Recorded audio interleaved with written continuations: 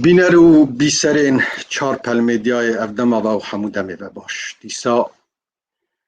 ئیرۆ سیê meha Gulanê da bernameyek me taybet li ser Rojhilatê Kurdistanê li Hêlên siyasî û komelayetiyê da me çar endamên partiyên siyasî yên Rojhilatê Kurdistanê davet kiriye ku îro yê di gel me bin, em ê di bernama îro di sê panêla da bi rê ve biherin. Her wek dizanin ev bernama li ser xasteka Bakurê endamên me yên Bakurê Kurdistanê û Rojava Kurdistanê ji me xwastibûn ku em bernameyekê li ser rewşa Rojhilatê Kurdistanê bi rê ve bibin. Ji bê vê mabestê me çar partiyên Kurdistana Rojhilat ku endamê navenda hewkariyê davet kiriye îro nîvanê me ne. Wa diyar e nûnerê Hizba Demokrata Kurdistana Îranê heta çend deqîqê du peywendî me bi hêvîdar bû ku di katê xwe li bo bernamê bîr neke. Hûn bi xêr hatine sersera û serçava hewrêyanî berêz. Pêşekî kek saman rêşesahib endama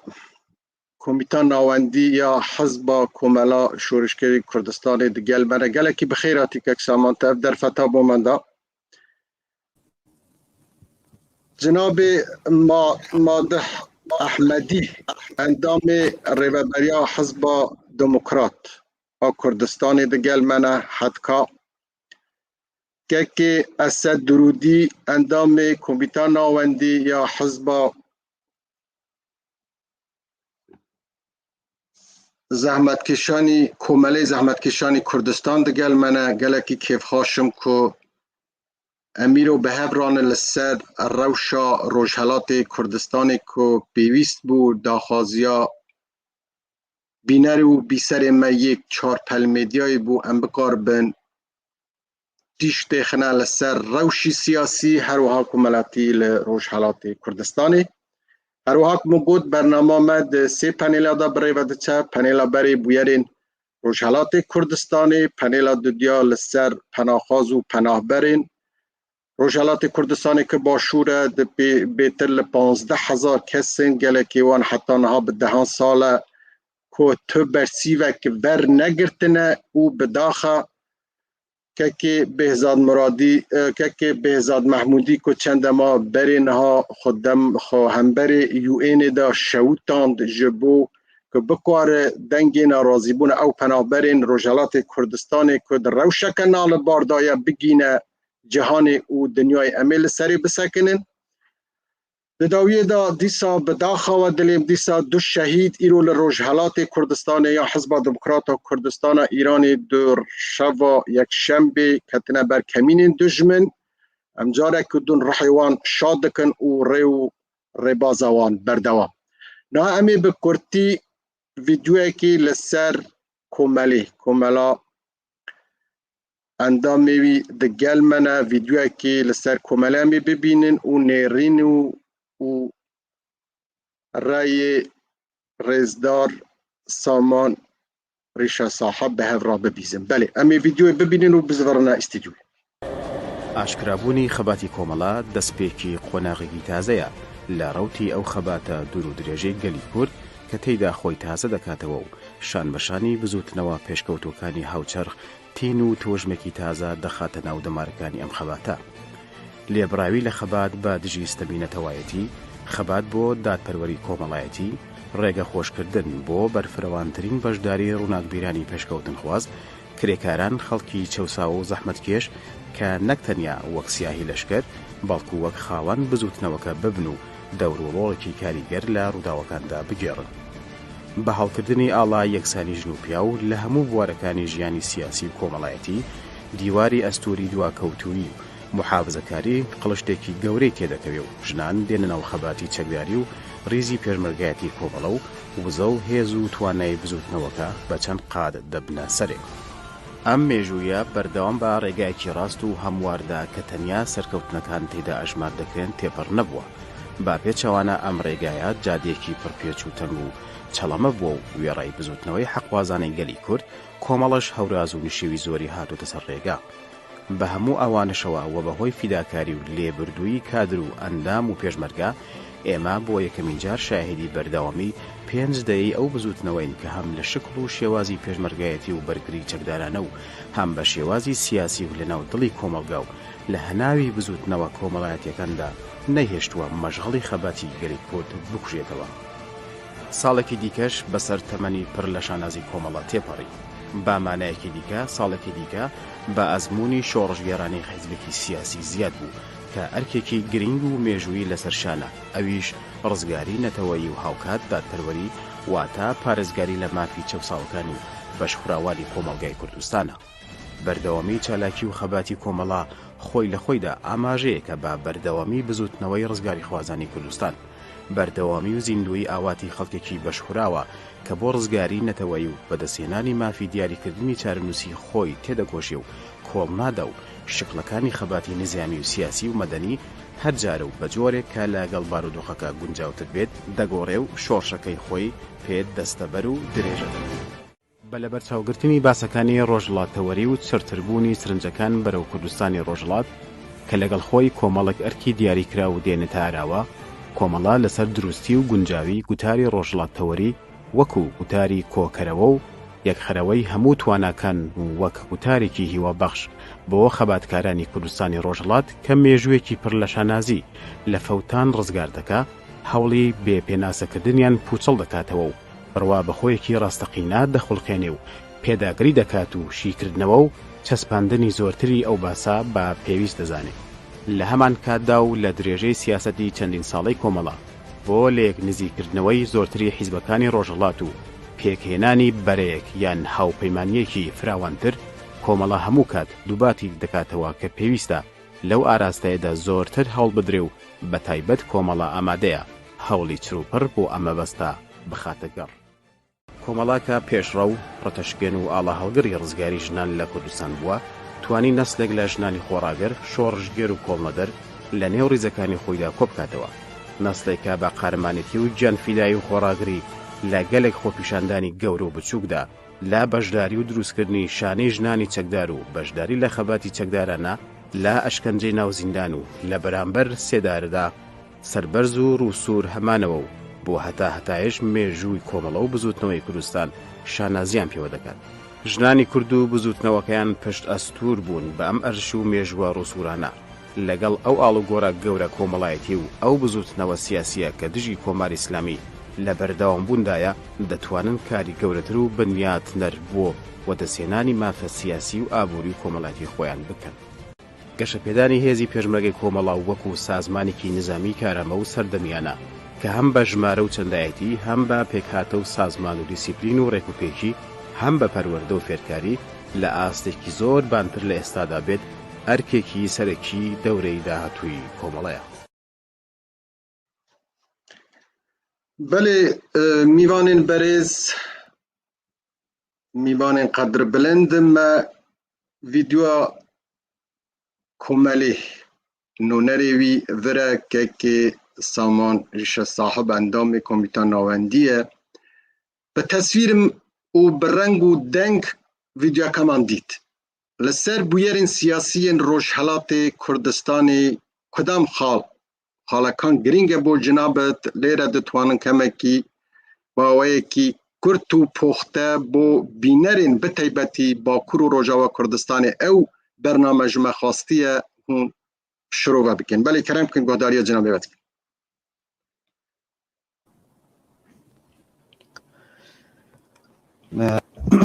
سەرەتا سڵاو ڕێزمێ بۆ ستافی بەڕێزی کەناڵەکەەوە هەروەها میوانە بەڕێزەکان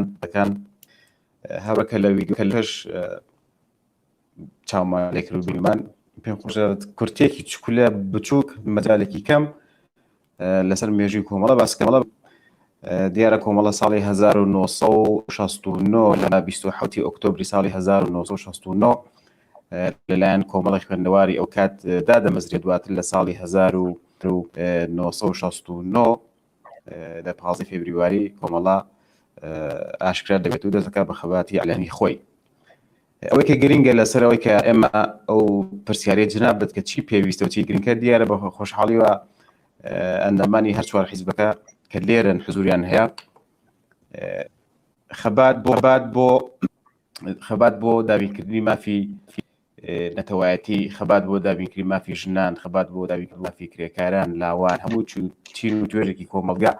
ئەمە لە ئەولێتی کارەکانی ئێمەیە. دیارە مەسەلەی ڕزگاری نەتەوایەتی لەتەوایەتی کارەکانی ئێمە وەکو کۆمەڵە بەرحاڵ هەموو جار هەموو کات هەوڵمانداوە کە بتوانین وێڕای هەموو حیزبەکانی تر لەسەر کۆمەڵێک خاڵ پێک بین کە دیارم کەمە بۆیە من زۆر بە کورتی باسییانەکەم کە گەرنگتریان لە ڤیدیۆ بینیمان پێکەنانی بەرەیەکی کوردستانیە، جبهەیەکی واحد، جبهەیەکی مشترەکە بەرەیەکی کوردستانی فراوانە لە بینی هەموو حیزب و ڕێکخراو لایەنە سیاسەکانی کوردستانی ڕۆژهەڵات. دیارە دەوەندی هاوکاری پێک هاتووە تا ئێستاژەوە تقریبان چەند ساڵە کارەکەات توانێتی کۆناغایەکی باش ببرێت و بەرەو پێشبوونێکی باش بڕوات. ئەو لەسەرەوانە گۆڕە کۆمەڵایەتەکان کە پێش دێت بەرحاڵ لە ئێران و لە جیهان لە کۆمەڵێشتی تازە دێتە سەر گۆڕەپانی سیاست، ئێمەش بەرحاڵ لەگەڵ ڕووداوەکان دەڕۆین، لەگەڵ ڕووداوەکان خۆمان ئابدێت دەکەینەوە بۆی کە بتوانین بەرحاڵ ئەوانە سیاسیمان هەیە، ئەوانەی وەکو ئەولەویەت هەیە لە کاروباری سیاسی ئەمە بتوانین پیان بگەین و لەگەڵ هەروەتر لەگەڵ کۆماری ئیسلامیش کە دوشمنی سەرەکی ئێمە و هەموو ئەحزابە بتوانەوە ڕاستە بڕۆین و بگەین بە هەموو ویست و خواستەکانمان. ئەوەی کە زۆر گرینگە دیسان من تاکیدی لەسەر بکەم بەردەوامی ئەم خەباتەیە بەرحاڵ بە هاوکاری و هەماهەنگی هەموو لایەنەکان و هەموو حیزبەکان. دیارە ئەماگە بمانەوێ بەو خاستانە بەو نیازانە بەو شتانە کە داخوازیەکانمانە، داخوازیەکانی گەلی کوردە بەتابەتی لە کوردستانی ڕۆژهەڵات بانێ بگەین، مانێوانە دەستە بەرکەین، دەبێ هەمومان هاوڕا و پێکەوە بتوانین لەم ڕاستەیە هەنگاو هەڵێنین بۆیە کە بتوانین بەخواستەکانمان بگەین. و یەکگرتووی کورد زۆر گرنگە و هەروەتر لێرەش ئەوەی کە زۆر گرنگترە دەبێت دەنگی کوردی ڕۆژهەڵات بگات بە هەموو ناوچەکانی تر، بە هەموو بەشەکانی تری کوردستان کە بەداخەوە کە لێرە ئاماژەی پێکرا کەمتر دەبیسترێت دەنگی کوردی ڕۆژهەڵات لە پارچەکانی تر بەتایبەتی لە بابەتی لە ڕۆژاوە. بەڵام ڕۆژهەڵات وان نییە، ڕۆژهەڵات ڕۆژێ هەمیشە دەنگی هەموو کوردەکانی تر بیسراوە، هەمیشە پاڵبشتی هەموو بەشەکانی تری کوردستان بووە و ئێمە هیوادارین بەرحاڵ پارچەکانی تری کوردستان بەتایبەتی باکووری کوردستان دەنگی کوردی ڕۆژهەڵات ببیستن، خواستەکانیان ببیستن، حیزبەکانی بناسن، مێژووەم حیزبانە دوو حیزبی سەرەکی هەیە وەکو کۆمەڵە و دموکرات کە هەمویان زیاتر لە پەرزدا و حەوتە زیاترمانە خەبات دەکەن بەرحەڵ بە مەسەلەی نەتەوایەتی مافی ڕزگاری گەلی کورد. دیارە من هەر تا ئێرە فقط ئەوەندە کە لە پرسیارەکە حاڵی بووم وەڵامی ئەوەندە هاتەمەوە ئەگەر پرسیارێکی تر بێت لە خێرمەتانە. حتما تێنە لەسەر بەشێکی دوکە پرسیارەکان بەلێ نەها بینەرێن هێژە بەهێڤڕا ڤیدیۆە حەتقا حزبا دموکرات ئا کوردستان ڕۆژهەڵات بەهێڤڕا مێژوویەکی لە خەبات و چالاکیê wan dibînin bihêvra dûrayî têne li gel nûnerê endamê rêveberiya nûnerê wan ku di dervayê welat digelmene beşdar bûye bihêvra li ser rey û bîr û biçûnê wan di ser xebata wan yên Rojhilatê Kurdistanê bihêvra disekinin. Belê vîdyoyê dibînin û zivirin bi reng û deng têne stûdyoyê. Belê kerem.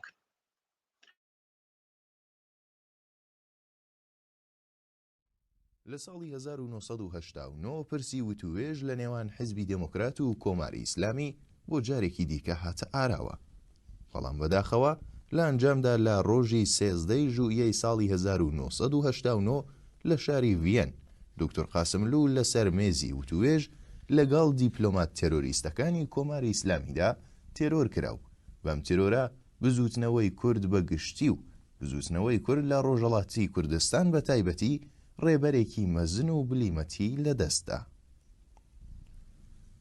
دوای تێرۆری دکتۆر قاسملوو حزبی دموکرات لە خەبات و تێکۆشان لە دژی کۆماری ئیسلامی بەردەوام بوو. دکتۆر سادق شەرەفکەندی بوو بە سکرتێری گشتی حزب. لە ساڵی 1992دا لە کاتێکدا کە دکتۆر سادق شەرەفکەندی بۆ بەشداری لە کۆنگرەی ساڵانەی ئەنتەرناسیۆنال سۆسیالیست و ڕاپەڕاندنی هەندێک کاری حزبی سەفەری ئەوروپای کردبوو، ڕۆژی 7 سێپتامبر لە ڕێستورانی میکونوس لە شاری بێرلینی ئاڵمان لەگەڵ ژمارەیەک لە هاوڕێیانی لەلایەن تێرۆریستەکانی سەر بە سوپای پاسدارانی کۆماری ئیسلامیەوە تێرۆر کرا. حزبی دموکراتی کوردستان ئێستا وەک یەکێک لەو حیزبە دیارە دژبەرەکانی کۆماری ئیسلامی دێتە ژمار و لە ماوەی ساڵانی ڕابردوودا بەردەوام هێزی پێشمەرگەی سەر بەم حیزبە لە قوڵایی ناوچەکانی ڕۆژهەڵاتی کوردستاندا چالاکیان ئەنجامداوە و لە ڕێگای وەدیهێنانی مافەڕەواکانی گەلی کورد لە ڕۆژهەڵاتی کوردستان هەزاران شەهیدی داوە. لە ماوەی ساڵانی ڕابردوودا گوشار و هێرشەکانی کۆماری ئیسلامی بۆ سەر بنکە و بارەگاکانی ئەم حیزبە لە باشووری کوردستان زیادی کردووە و لە ڕۆژی 8 سێپتامبری 2019 کۆماری ئیسلامی پلینۆمی کۆمیتەی ناوەندی حزبی دموکراتی کردە ئامانجی هێرشە موشکیەکانی خۆی کە بەداخەوە لە ئەنجامدا 14 کەس لە کادر و پێشمەرگەکانی ئەم حیزبە کە 6 کەسیان ئەندامی ڕێبەری بوون و هەروەها 2 پێشمەرگەی حزبی دموکراتی کوردستانی ئێران شەهید بوون. حزبی دموکراتی کوردستان تا ئێستا 17 کۆنگرەی گرتووە و باوەڕی بە مافی دیاریکردنی چارەنووس بۆ چارەسەری پرسی کورد هەیە. لە ئێستاشدا لەگەڵ زۆربەی حیزبە دیارەکانی ڕۆژهەڵاتی کوردستان فیدراڵیزم بە چارەسەرێکی گونجاو بۆ دابینکردنی مافی نەتەوە جۆر بە جۆرەکان لە ئێران دەزانێ. حزبی دموکرات لە مێژووی خۆیدا چەند جار تووشی لێکدابڕان و جیابوونەوە بووە. دوایین جار لە پاییزی ساڵی 2006دا بوو کە ڕیزەکانی ئەم حیزبە تووشی لێکترازان بوون و لە ئێستاشدا هەوڵەکان بۆ یەکگرتنەوە و یەکخستنەوەی ڕیزەکانی ئەم حیزبە بەردەوامە و گەیشتووەتە قۆناغێکی دڵخۆشکەر.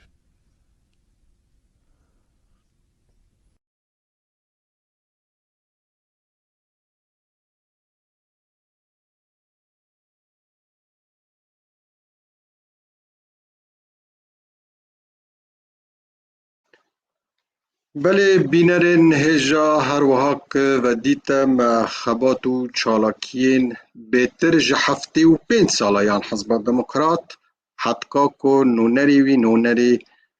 وی دروای ولات وکی اندام ریوبریه دگل منه جناب مادح احمدی زور بخیراتی دا دوباره سپاس و ریز بو که اف درفتا بومی ترخانت کردوه که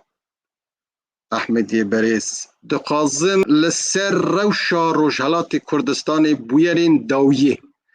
چالاکی و خبات ایوه دناوا آخا والیتا ده چه رنگ و دنگدانکی هیه پیم خوش هر خالکی گرینگ هر زگای کی پیتان ویا که پیویست ده نسلی نول روژاوا و باکوری کردستان آگاه دار بکن ایمال خدمت دارن بلی بفرمو گهداری جناب تدک. سلااو ڕێزم هەیە لە خزمەتێەوە کاکردڵان ئەروە میوانانی بەڕێز و ئەروە بینەران و گوێگرانی هێژە خۆم بە خۆشحاڵە زانم کەم لەم دەرفەتا بتوانم لە ڕێگای چارپل میدیاوە لەگەڵ گوێگران و بینەرانی ئێوە بەرحاڵە کۆمەڵێک زانیاری لە پەیوەندی لەگەڵ ڕۆژهەڵاتی کوردستان بۆ بەشەکانی دیکەی کوردستان بەتایبەت بۆ باکوور و ڕۆژاوای کوردستان بگوازینەوە. حقیقەتەن ویدیۆی کە بڵاو کراوە لەسەر حیزبی دموکرات ڕەنگە بەهۆی دەرفەتەوە مەجال لەوە نەبوو بێ کە هەمووی بڵاوکەنەوە و بەخۆشیەوە حیزبی دموکراتیش ئەوەندە ناسراوە ئەوەندە جێکەوتووە لە بەشەکانی دیکەی کوردستانیش ڕەنگە پێویست بەوە نەکە ئەمن بڕۆمەوە سەر ڕابردوو و چۆنیەتی دامەزرانی حیزبی دموکرات لەو بارەوە ئەوەی کە لێرە گرنگە من پێم خۆشە باسی بکەم بەنسبەت وەزعی ڕۆژهەڵاتی کوردستانەوە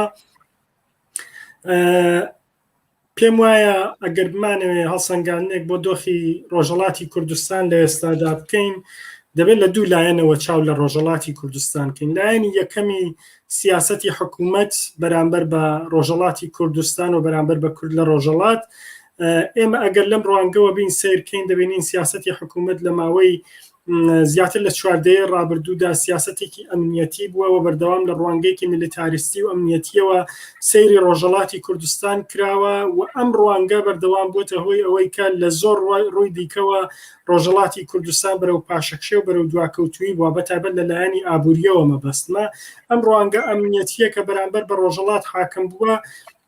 دەرەتانی هەموو چەشنە گەشەیەکی داخستووە بە تایبەتی ئەگەر لە ڕووی ئابووریەوە چاو لێکەین هەتا هاتووە خەڵکی ئەو ناوچانە بەرەو هەژاریەکی زیادە لە حەد براون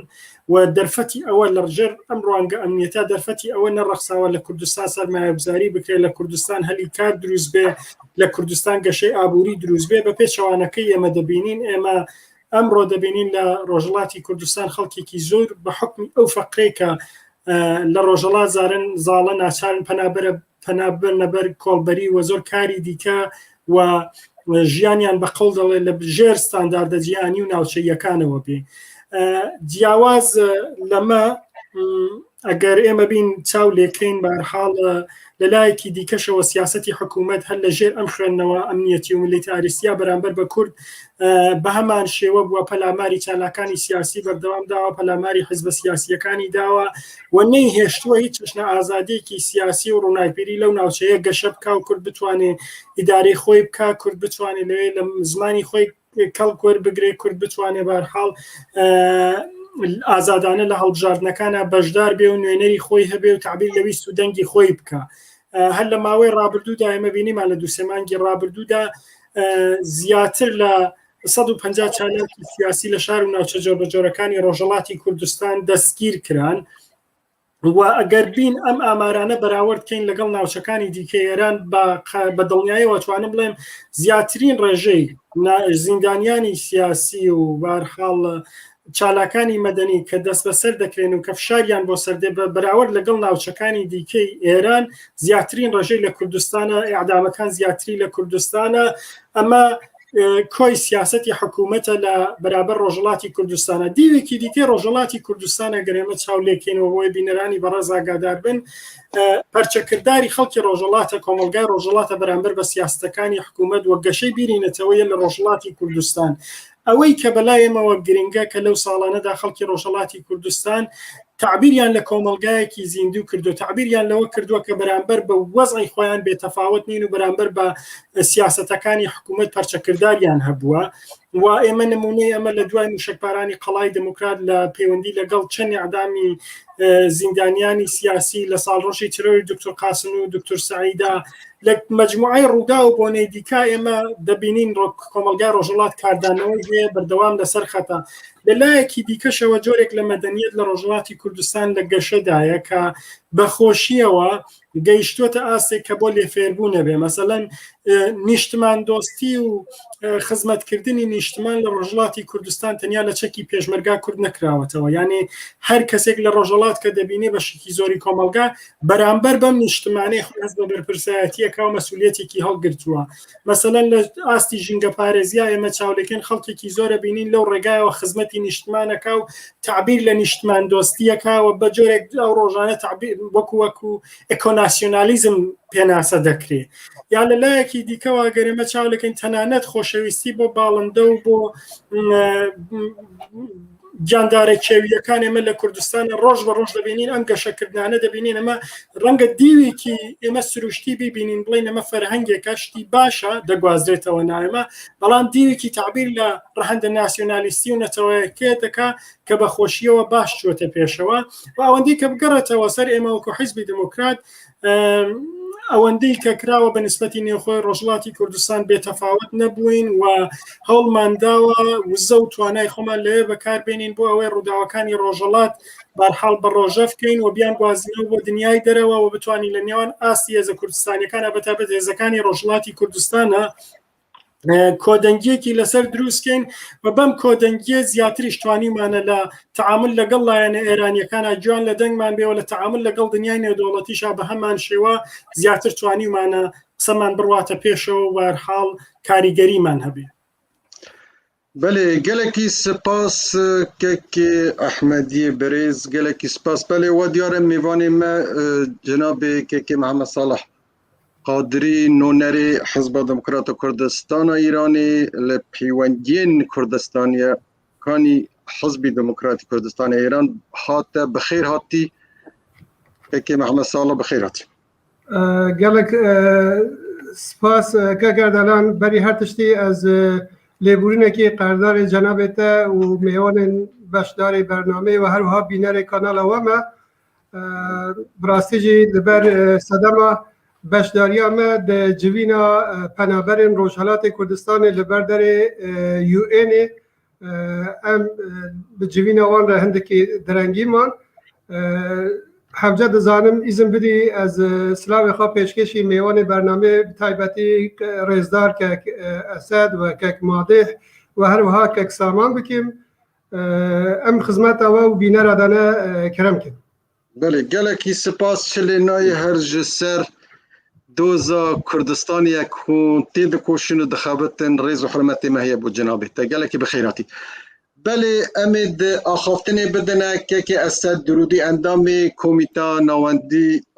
کوملا زحمت کشانی کردستان که اسد و دیاره ایوه به رنگ و دنگیان به تصویر و به داخوانی کارو ویدیو بشانده دخوازم لسر بوین روشالات کردستان خباتا و چالاکی و لدروا وکی دیپلوماسیا و دروا و دخباتی و لهنده داده چه آستی دایه پیموایه پیش دقیقه کاتتان هیا و فرمو و لخزمت دام سپاس که کردالان سلابو ایو بینران راستی که همو خباتک که کردالان لستر بنمای او دا امزری که تو خریکی برانبر به چی خباتکی لسر بنمای او دا امزری که چه ستمیک هیا که دبیت هوی اوی که تو هول بونه هشتنو سرینوی بدی اوی که راستی روجلاتی کردستان امرو اوی که کردستانی روجلات داگیر کراوه للاین حکومتی که امرو حکومتی که آینی بناوی کماری اسلامی ایران و داگیر کراوه حکومتی ایرانیش به درجایی همو ده صلاحتکی هر واحل سوکوتی لگل کردستان کردوه میلیتاریزه کردوه لبروی دزانه که حکومتی که نخوازراوه لسرطای ده صلاحتی و خلقی کردستان پیان وتوه نا و نامانوه بۆیە تەنها لە ڕێگەی چەک و میلیتاریزمەوە دەتوانێت دەسەڵاتی خۆی بچەسپێنێ و خەڵکی کوردستان دەسەڵاتی ئەو حکوومەتە بەبێ چەک قبوڵ ناکەن بە دڵنیاییەوە و تەنیا بەو بشارەتانیوەتی خەڵک تا ئێستا لەژێر ڕکێفی خۆیان بهێڵێتەوە. ئەم مەسئلەیە دەبێتە هۆی ئەوەی کە دۆخی کوردستان لە زۆر بەی بابەتەکانەوە لە چاو تەنانەت ناوچە ناوەندیەکانی ئێران کە ئەوانش لەژێر دیکتاتۆری و چەوسانەوە ستەمان خراپتر بێ. بۆ نمونە ئاماژەکرا کە لەباری ئابووریە و کوردستان لە دواوە ڕاگیراوە بەدەسەند خەست ئەم کارە کراوە سەرمایه‌گوزاری ناکرێ سامان و سەربەتی کوردستان دەڕەفێندرێ تەنانەت ئاسەوارە مێژوویەکانی کوردستان دەڕفێندرێ و زۆر بابەتی دیکە کە دیارە زۆربەی بینەران بە دڵنیاییەوە ئاگدار بەڵام جیا لەوەی کە خەڵکی کوردستان وەکو نەتەوە لە ژێر گوشارەکان ستەمێکیان لێ دەکرێت و مافەکانیان پێشێ دەکرێت چین و توێژی جۆراوجۆرش لەناو کۆمەڵگای کوردستانە هەن کە ستەمێکی دووقات و شەنقاتیان لەسەر بگرن بۆ نمونە خەڵکی فەقیر و هەژار و کرێکانە و زەحمەتکێشانی کوردستان لەبەر دۆخی خراپی ئابووری ئەوەندەی دیکە ستەمێکی زیاتریان لێ دەچێت ژنان بە تایبەت لەبەر ڕوانینی کۆماری ئیسلامی ئێران وەکو حکوومەتێکی سەدە ناوەڕاستی بەرامبەر بە ژن دەڕوانێ و ئەوە دەبێتە هۆی ستەمێکی چەند قات لەسەر ژنان لاوان منداڵان بە ساڵاتچوان و بەگشتی گشت ئەو مەسەلانەی کە باسمان کرد و هەروەها ژینگەی کوردستان کە کۆماری ئیسلامی ئێران بەدەسەند خەست دەستی بووە لە تێکدانیدا لە ڕوخاندنیدا و لە هەوڵ بۆ بە جۆرێک جیا لە بەتاڵانبردنی سامان و سروشتیەکانی تەنانەت بە قەست تێکدانی ژینگەی کوردستان دیارە ئەم نمونانەی کە باسم کرد لەسەر توێژە جۆرا و جۆرەکان خەباتی تایبەتیان دەوێت بەڵام خەباتی تایبەتیەوان لە کوردستانێکی ئاوەدان و سربەستە ئێمە دەتوانین بەستێنێکی باشترمان بێت بۆ پێشکەوتن و پشکوتنی هەموو تاکەکانی کۆمەلگای کوردستان هەموو توێژەکان دەرفەتی زیاتریان دەبێت بۆ ئەوەی کە بتوانن لە ئەو گرفت و کێشانەی کە هەیە خۆیان ڕزگارکەن وەکو لە زۆر وڵاتانی پێشکەوتوی دنیا ئەیبینین ئێستش خەباتەکان بەردەوامن لە هەموو بواری جۆرا و جۆرە ئێستا ئەگەر تۆزە زیاتر سەرنج بدەین دۆخی کوردستان لە دەورەی کۆرۆنادا بەهۆی ئەم پەتا و پاندمیەوە دۆخی خەڵکی هەژار خراپتر لە جاران بووە کارکردن زەحمەتترە گوشارێکی ئابووری کە لەبەر تەنانەت نەخۆشکەوتنێکی ئاسایی جاران خەڵک دادەمان بۆ دەوا و دکتۆر ئێستا بە پەتایەکی ئاوا خرج و هەزینەیەکی یەکجار زۆری هەیە بۆ خەڵک و دەبێتە گوشارێکی زۆرتر لە سەروانەی کە بە تایبەت کەم داهاترن ئازادی دموکراتیکەکان تا هاتۆ بەرتەستر بۆتەوە چالاکانی مەدەنی زۆر لە گژێر گوشاران تونداژۆی ئاینی لە کوردستانە تا ڕادەیە پەرێسن وەکە هۆکارەکەشی دەگەڕێتەوە بۆ چەند شت گرنگترینەکانیان ئەو پەروەردە خراپەیە کە کۆماری ئیسلامی ئێران بە درێژایی ئەم 40 ساڵە لە مێدیاکان و ڕزگاکانی ڕاگەاندنیەوە بڵاوی کردوێتەوە و تونند و تیژی بردووەتە ناو کۆمەڵگا. لەلایەکیشەوە ئەم حکوومەتەیش تۆلەرانسێکی نەبووە و وەکو حکوومەتێکی شیعی دوانزە ئیمامی ئەوەندە گوشاری خستۆستر کەمینە ئاینیەکان و کەمینە مەزهەبیەکانی دیکە کە بە جۆرێک ئەو کاردانەوەی بووە. هەروەها دەسەڵاتی دەرەکیش و وڵاتانی ناوچەکەش کە هەوڵەدەن بۆ بەرەبەرەکانی لەگەڵ حکوومەتی ئێران ئەو کەسانە بکەن بە ئامراز دەوری خۆی بووە. بەرحاڵ ئەمە ئەرکی ئێمە چالاکانی سیاسی کوردستان زیاترە کاتەوە، حەزب کوردستانیەکان زیاترە کاتەوە، بەڵام هەروەکو کاکمادە هەشارێ پێکرد ئەمە کاردانەوەشی لە نێو خەڵکی کوردستان لابووە بە خۆشحاڵیەوە. خەڵکی کوردستان دەستیان لە خەبات هەڵ نەگرتووە، چۆکیاندا نەداوە، بەردەوامن لە خەباتکردن. ئەمانە نمونونەکانی لە چالاکی بەدەنیەکان، خەباتی کرێکاران، ژنان، هەڵ بۆ پاراستن و پەرەپێدانی زمانی کوردی، ژینگە و بابەتەکانی دیکە ئەبین. بەڵام لە کۆتاییە گەر بێمەوە سەر کۆمەڵە ئەتوانم ئاوا بڵێم فۆرموڵەکەی بڵێم لە ڕوانگەی کۆمەڵەوە شوێنی خەباتی ئێمە کوردستانە، ڕۆژهەڵاتی کوردستان بە شێوەی دیاری کراو بەڵام گرێدراوی خەباتی هەموو کوردستانە و ڕزگاری و بەختەوەری خەڵکی کوردستان و ژیانێکی شیاو بۆ خەڵکی کوردستان ئامانجی کۆمەڵی زەحمەتکێشانە. دیارە کۆمەڵە لەسەرەوەی چ کۆمەڵگایەک، چ سیستمێک بۆ خەڵک شیاوە، چ ژیانێک باشە، ڕوانین و بۆچوونی خۆی هەیە. وەکو حزبێکی چەپ بەڕوانینێکی دیاری کراوە دەڕوانێتە مەسئلەی بەختەوەری خەڵکی کوردستان و هەموو پلان و بەرنامەکانی بۆ ئەوە داڕژێ. بەڵام شوێنی خەباتی کۆمەڵە کوردستانە و ئامانجی خەباتی کۆمەڵە بەختەوەری خەڵکی کوردستان، ڕزگاری خەڵکی کوردستان و دابینکردنی ژیانێکی شیاو بۆ هەموو تاکەکانی کۆمەلگای کوردستان. زۆر سپاس. گەلێکی سپاس دەکەم بۆ ئەو نرخێن بەقیمەتێک و حرسێ نۆنەرێن پارتیên Kurdistanê yên Rojhelat şirove kirin. Kekê Mehmed Sala tu gelekî bi xêr hatî dîsa em ê kurte vîdyoyekê li ser biyografiya Hizba Demokrata Kurdistana Îranê her wiha ki pêştirî jî me vîdyoya hetka bela kir, hedek bela kir, em ê nihayê hetkayê bela kirin û bibînin û dûrayî ev bernama îro me hewreyan reha çend dema berê niha me behs kir li ser daxwaza Rojava و هەروەها باکووری کوردستانی نسلا نوک و دخواستن خەبات و ڕۆژهەڵاتی کوردستانی بە ڕەنگ و دەنگ ببینن مە ئەو بەرنامە ئامادەکردی. ئەم ڤیدیۆی ببینن و دووڕایی بزڤڕن گوه بدنە شرۆڤێن ئێوەی بەرێز. بەڵێ ڤیدیۆکە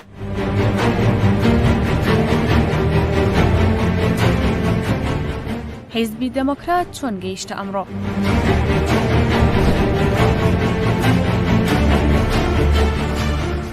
حیزبی دەموکرات لە ساڵی 1324 هەتاوی و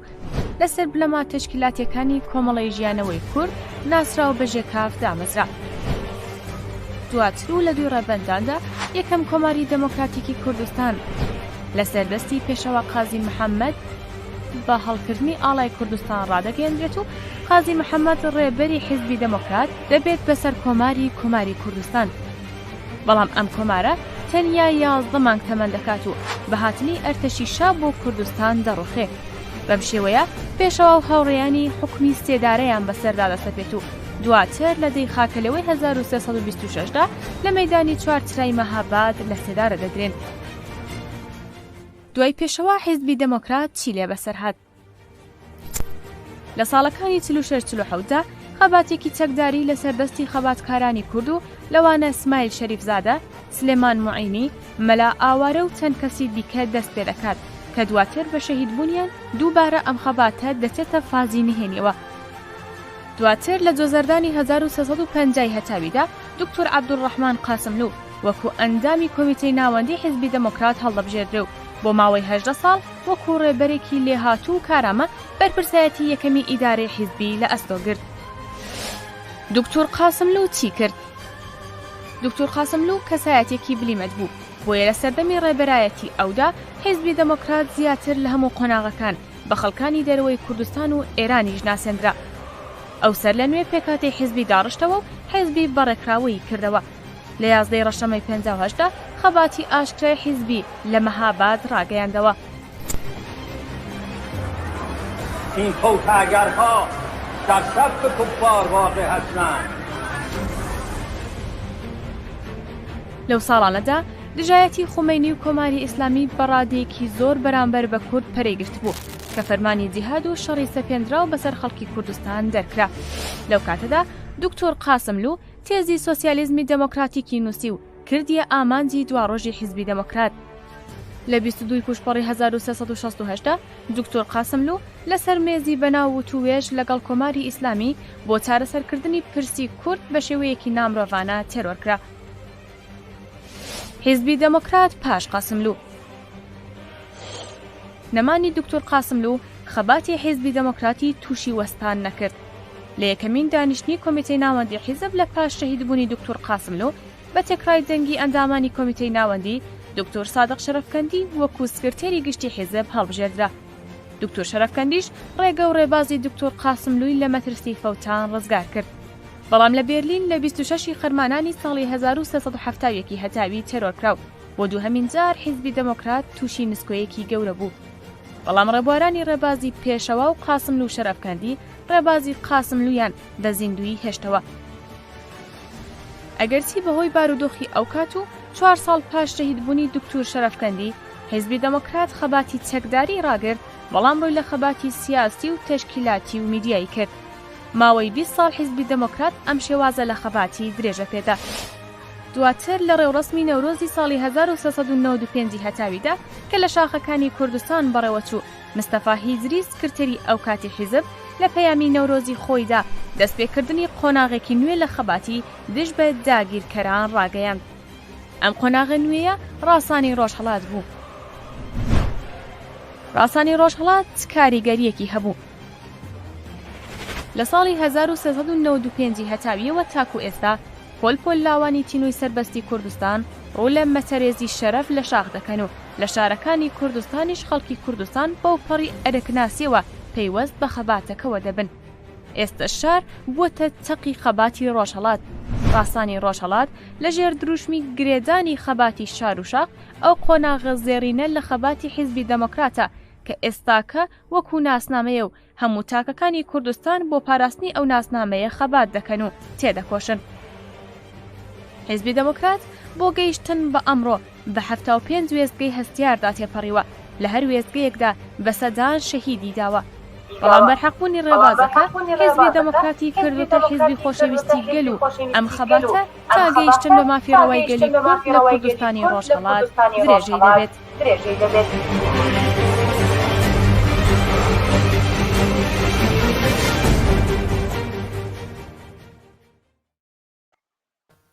بەێ سپاس بۆ هەوکارێن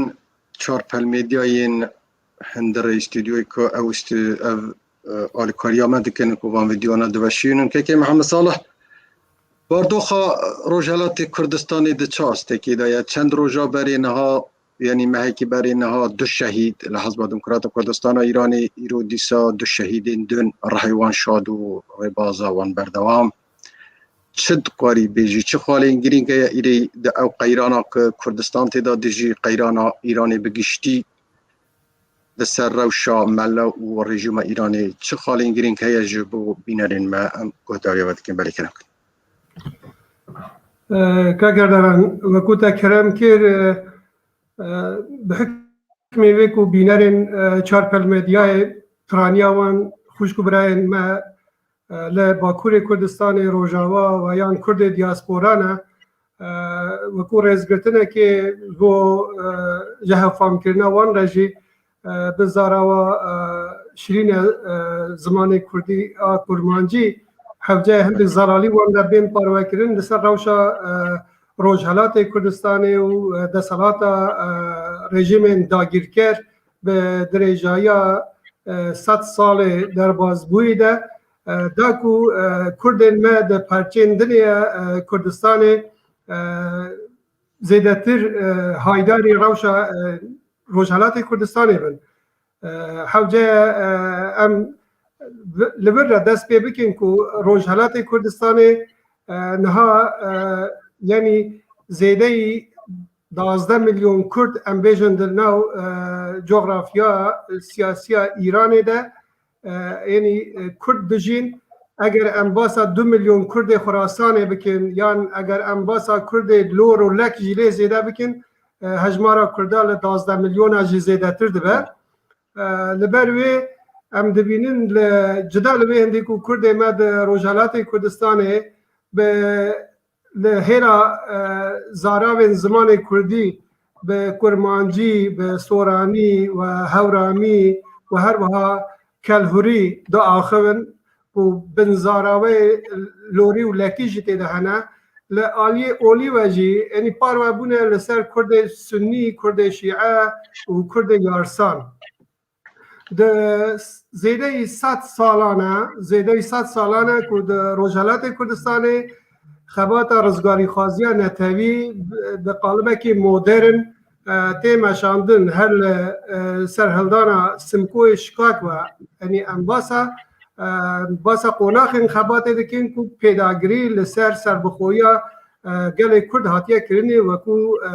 که همو پیورن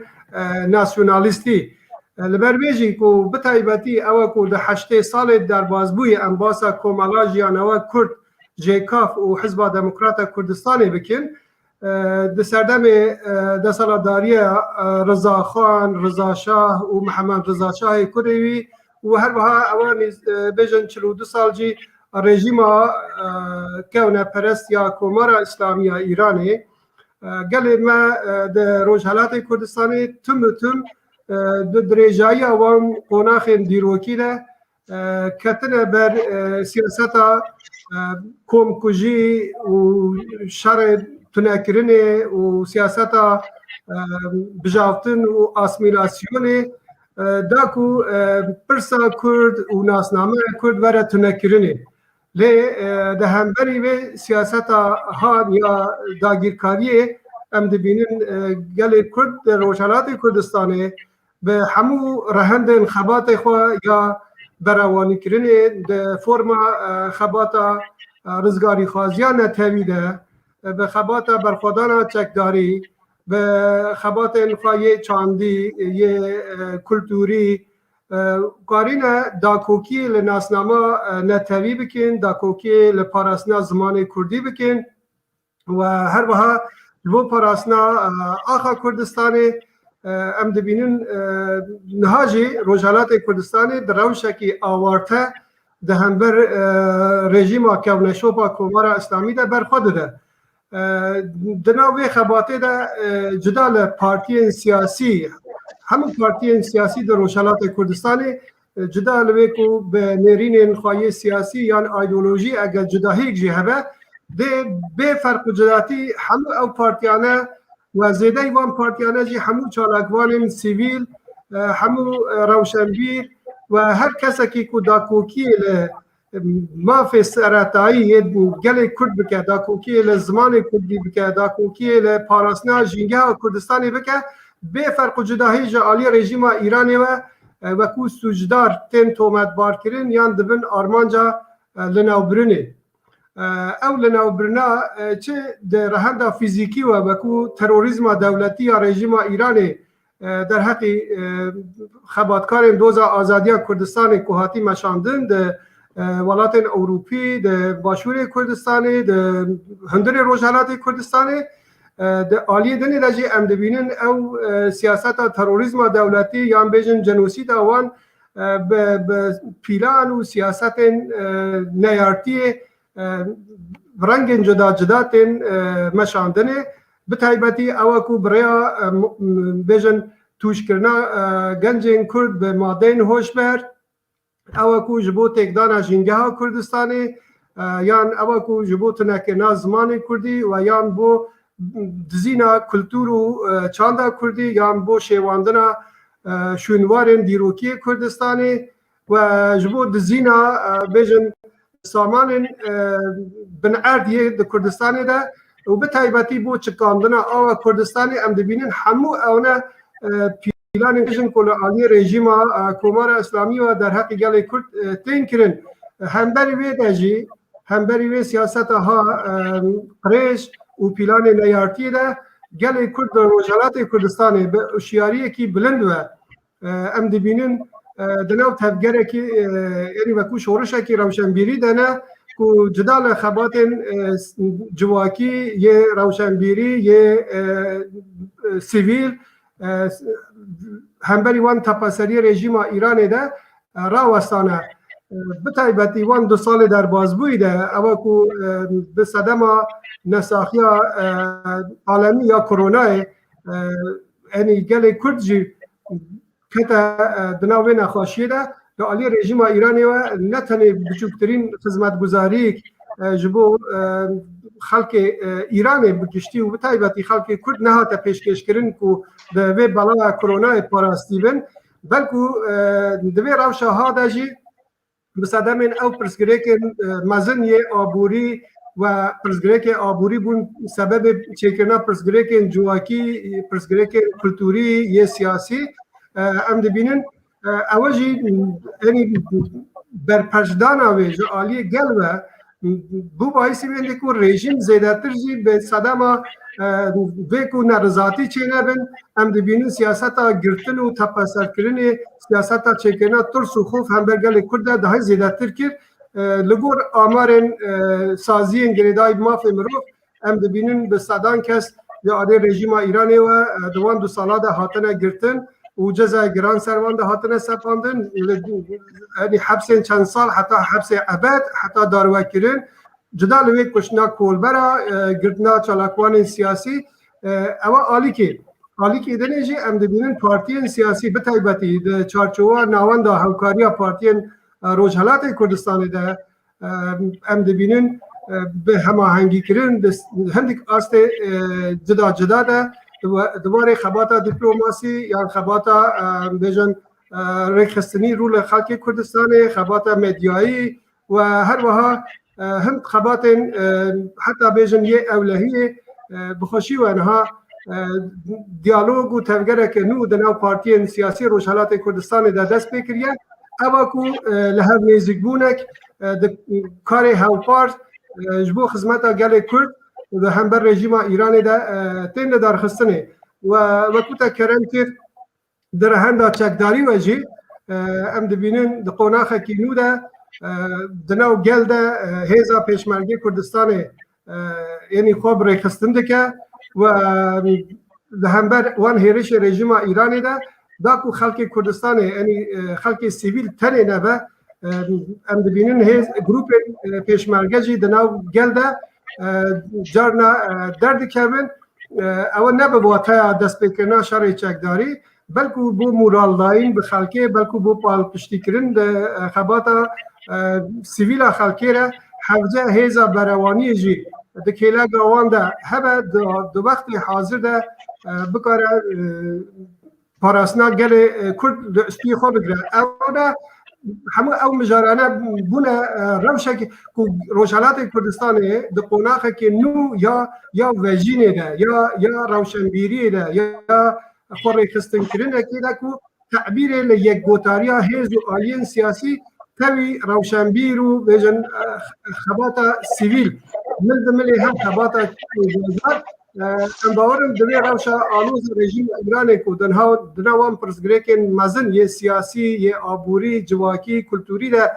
در باز دوی او صدما کو رژیم ایران ده روشالاتا نواراست دسته وردان و آلوزین کو چه ده که یعنی روشا کاتیه پیش کو ام باورم ده هندر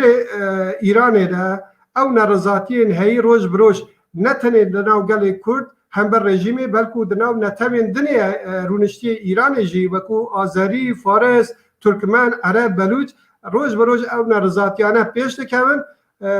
ام جی حاضری خود بینن کو دراوشه کی وساده او کو برجواندیا گلی کرده به ام بکارن دبی راسته ده خباته بکن وکو کرم کر دوان 2 هفته در بازبوی دجی مخابن حتی نها 4 پیشمرگی کردستان جان خو فدا کردن جا عالی رژیم ایرانی و هیرش بردوام تین کردن لی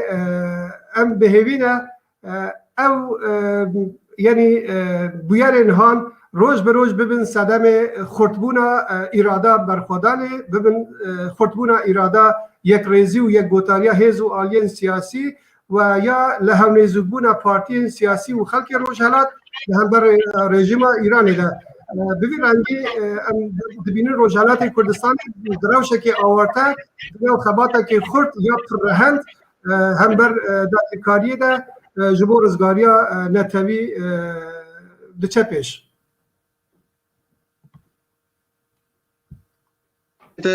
که قادری رزدار و بحثا پیوندیان کرد که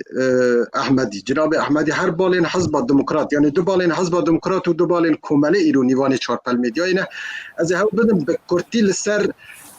پرسا خویا داویل و همو نونرین هجان ناوند هاو کاری وکی درش موادیار گلک جران بیویژن وکی درش دبیره از خواستم بدم او خالین و یه هاو بش دناوند هاوکاریه دا که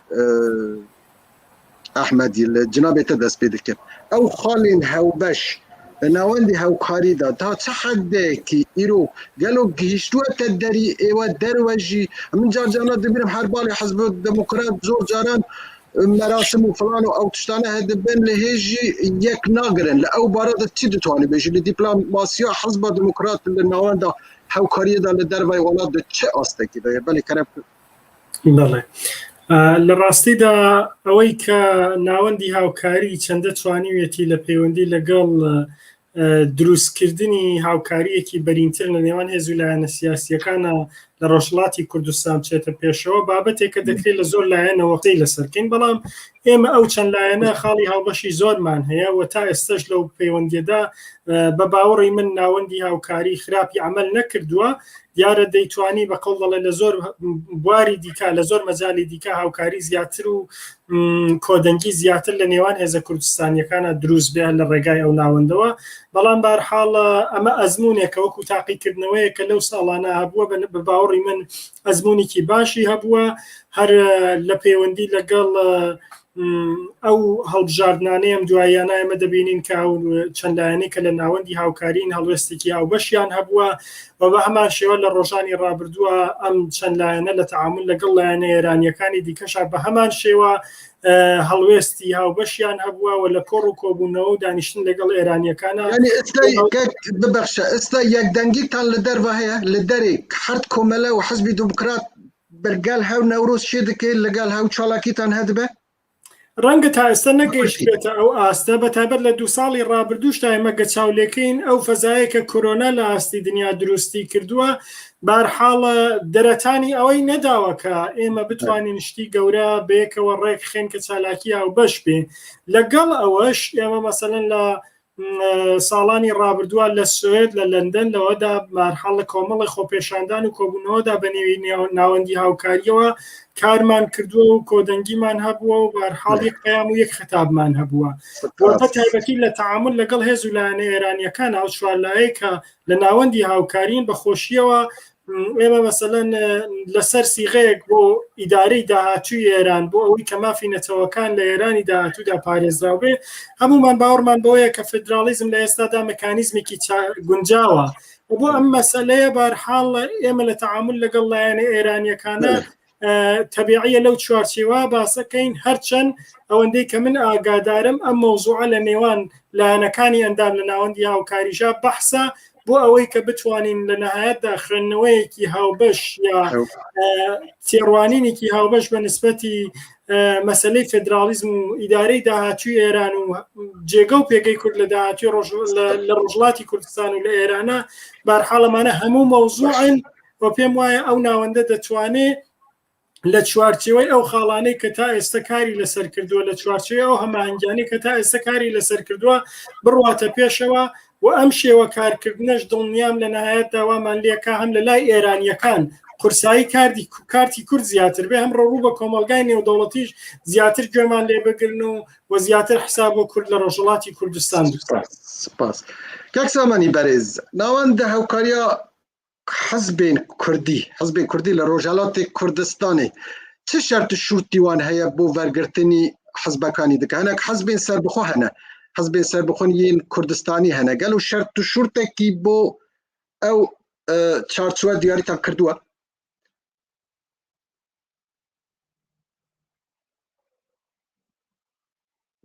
dengit niye kak Saman dengit veke belê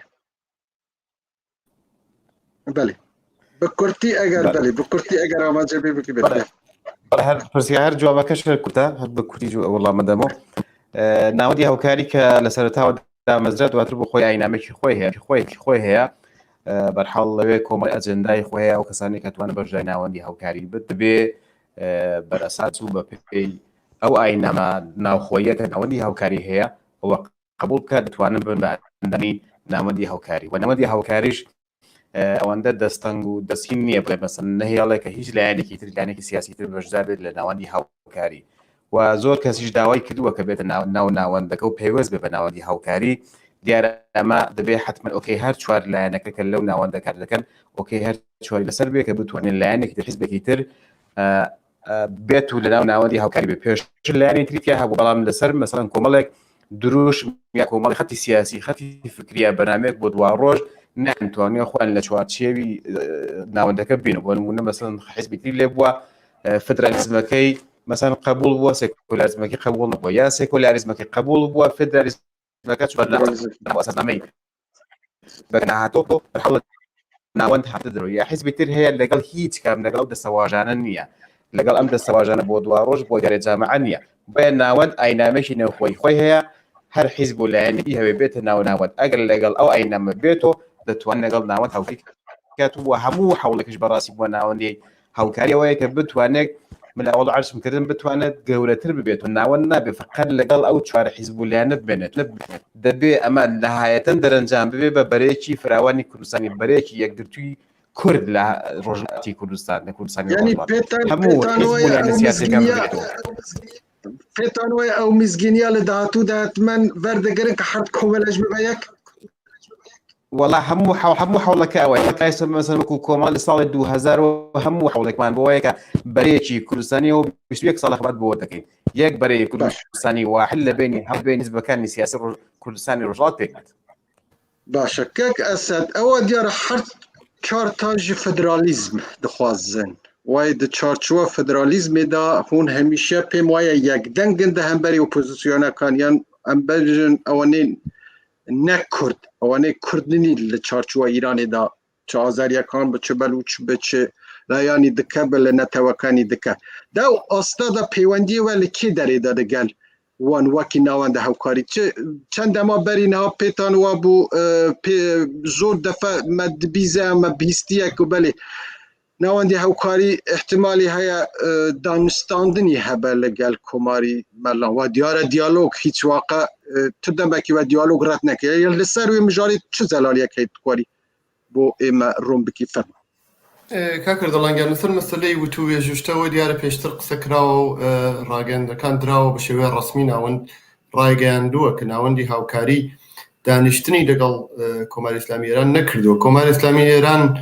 بووە کە ویستوێتیەوە بکە ناوەندی هاوکاری مرجەکانی خۆی ڕاگەیاندووە و مرجەکانیشی زۆر ئاشکرا بووە وتوێتی بەبێ ئەوەی کە دەسەڵاتدارانی هەرە باڵای کۆماری ئیسلامی ئێران بە شێوەیە ڕسمی ڕای بگەێنن کە دانیشتن دەکەن لەگەڵ حیزبەکانی ڕۆژهەڵاتی کوردستان و بەبێ ئەوەی بە شێوەیەک لەژێر چاوەدێری ناوەندێکی نێونەتەوەی یابێ بەرحاڵ بزوتنەوەی خەڵکی کوردستان زەرەری زۆر دیوە لە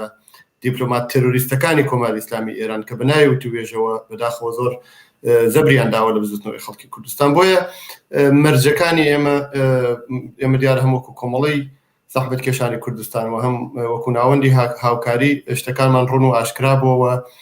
ئەوە ڕاگەندرا بەڵام ئەوەی دەگەڕێتەوە سەر مەسەلەی فدرالیزمەکە مەسەلەکەوەیە کە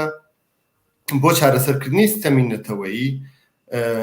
کە بۆ نمونە لەس ئەم مەسەلە ڕێکە گەڕێتەوە سەرەوە جۆرێک لەو سیستەمانەیەک لەسەرەوە خەڵکە هەیە و سیستەمی هەرە بەرچاو و بەرجەستەیە لە کوردستان ڕێگە هەلی جۆراوجۆر هەیە ڕێگە هەلی جۆراوجۆر هەیە تا ماوەیەک لەمەوە پێش بۆ نمونە حزبی دموکرات بە هەردوو لایەنەکەەوە پێشتر کە حزبی دموکرات یەک بوو مەسلەی خودمختاری مەطرح کراوە کۆمەڵش کاتی خۆی بڕیارنامەی تایبەتی خۆی بۆ لەسەر خودمختاری و ئەم سیستەمە هەمیشە گەڕاوین بە دوای ڕێگە چارەیە کابووی ئەم ڕێگە چارە تەنیا لە ویست و ئاوات و خواستی ئێمە سەرچاوە ناگرێت تەنیا لەوە سەرچاوە ناگرێت کە ئێمە چیمان پێخۆشە بۆ نمونە لە بەرنامەی سیاسی کۆمەڵا هەیە کە ئێمە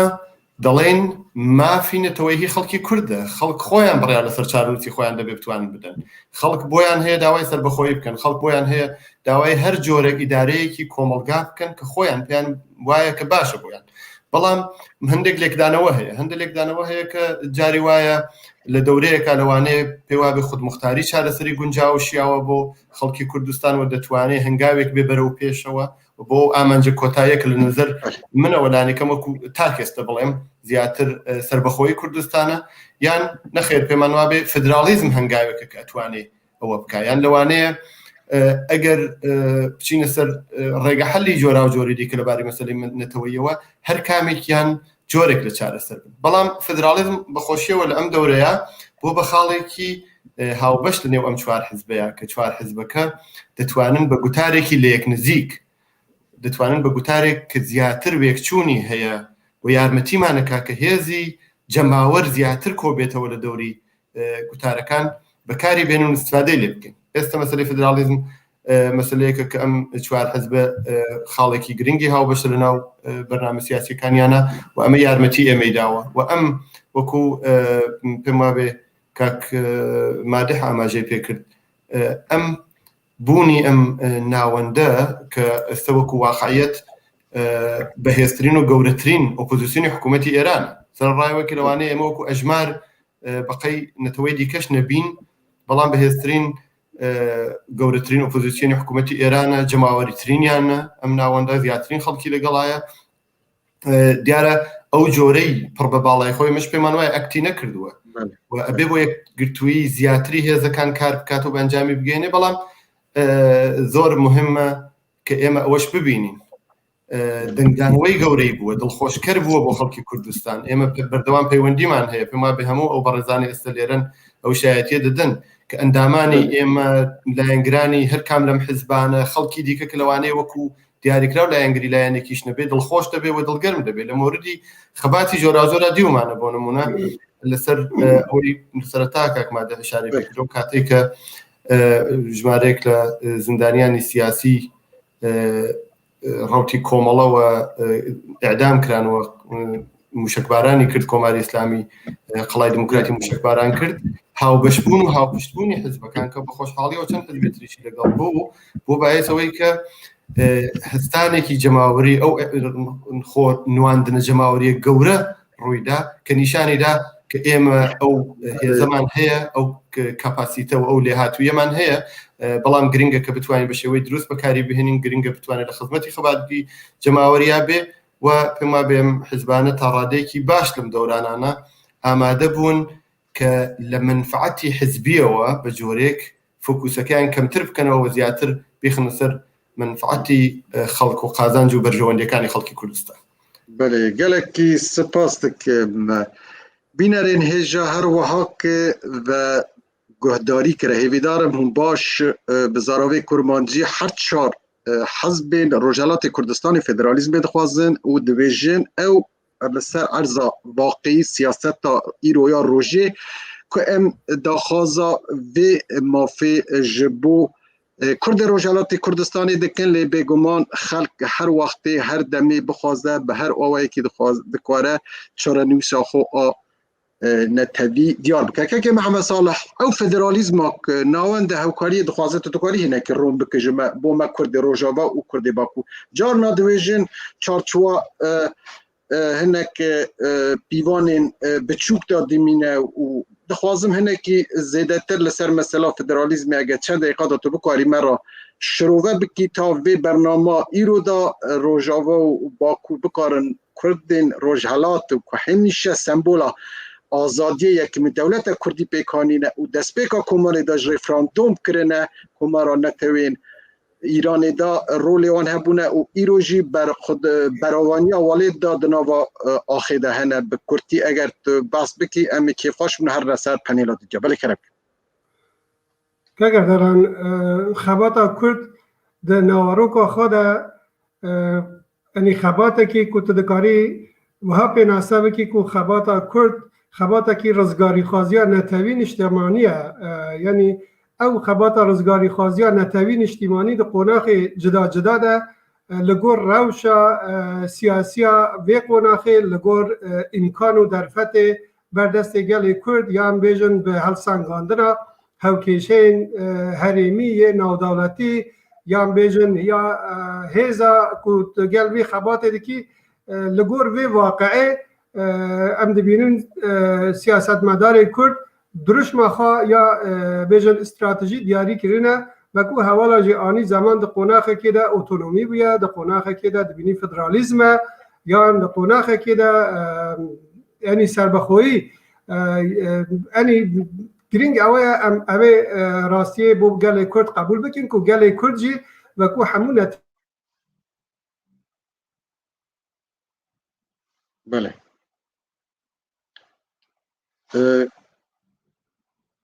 دنگی برز قادری نما و دیاره یان برق چو یان جی هیویدارم که محمد صالح قادری بله دنگی که محمد صالح قادری و دیاره نما امی او فدرالیزما که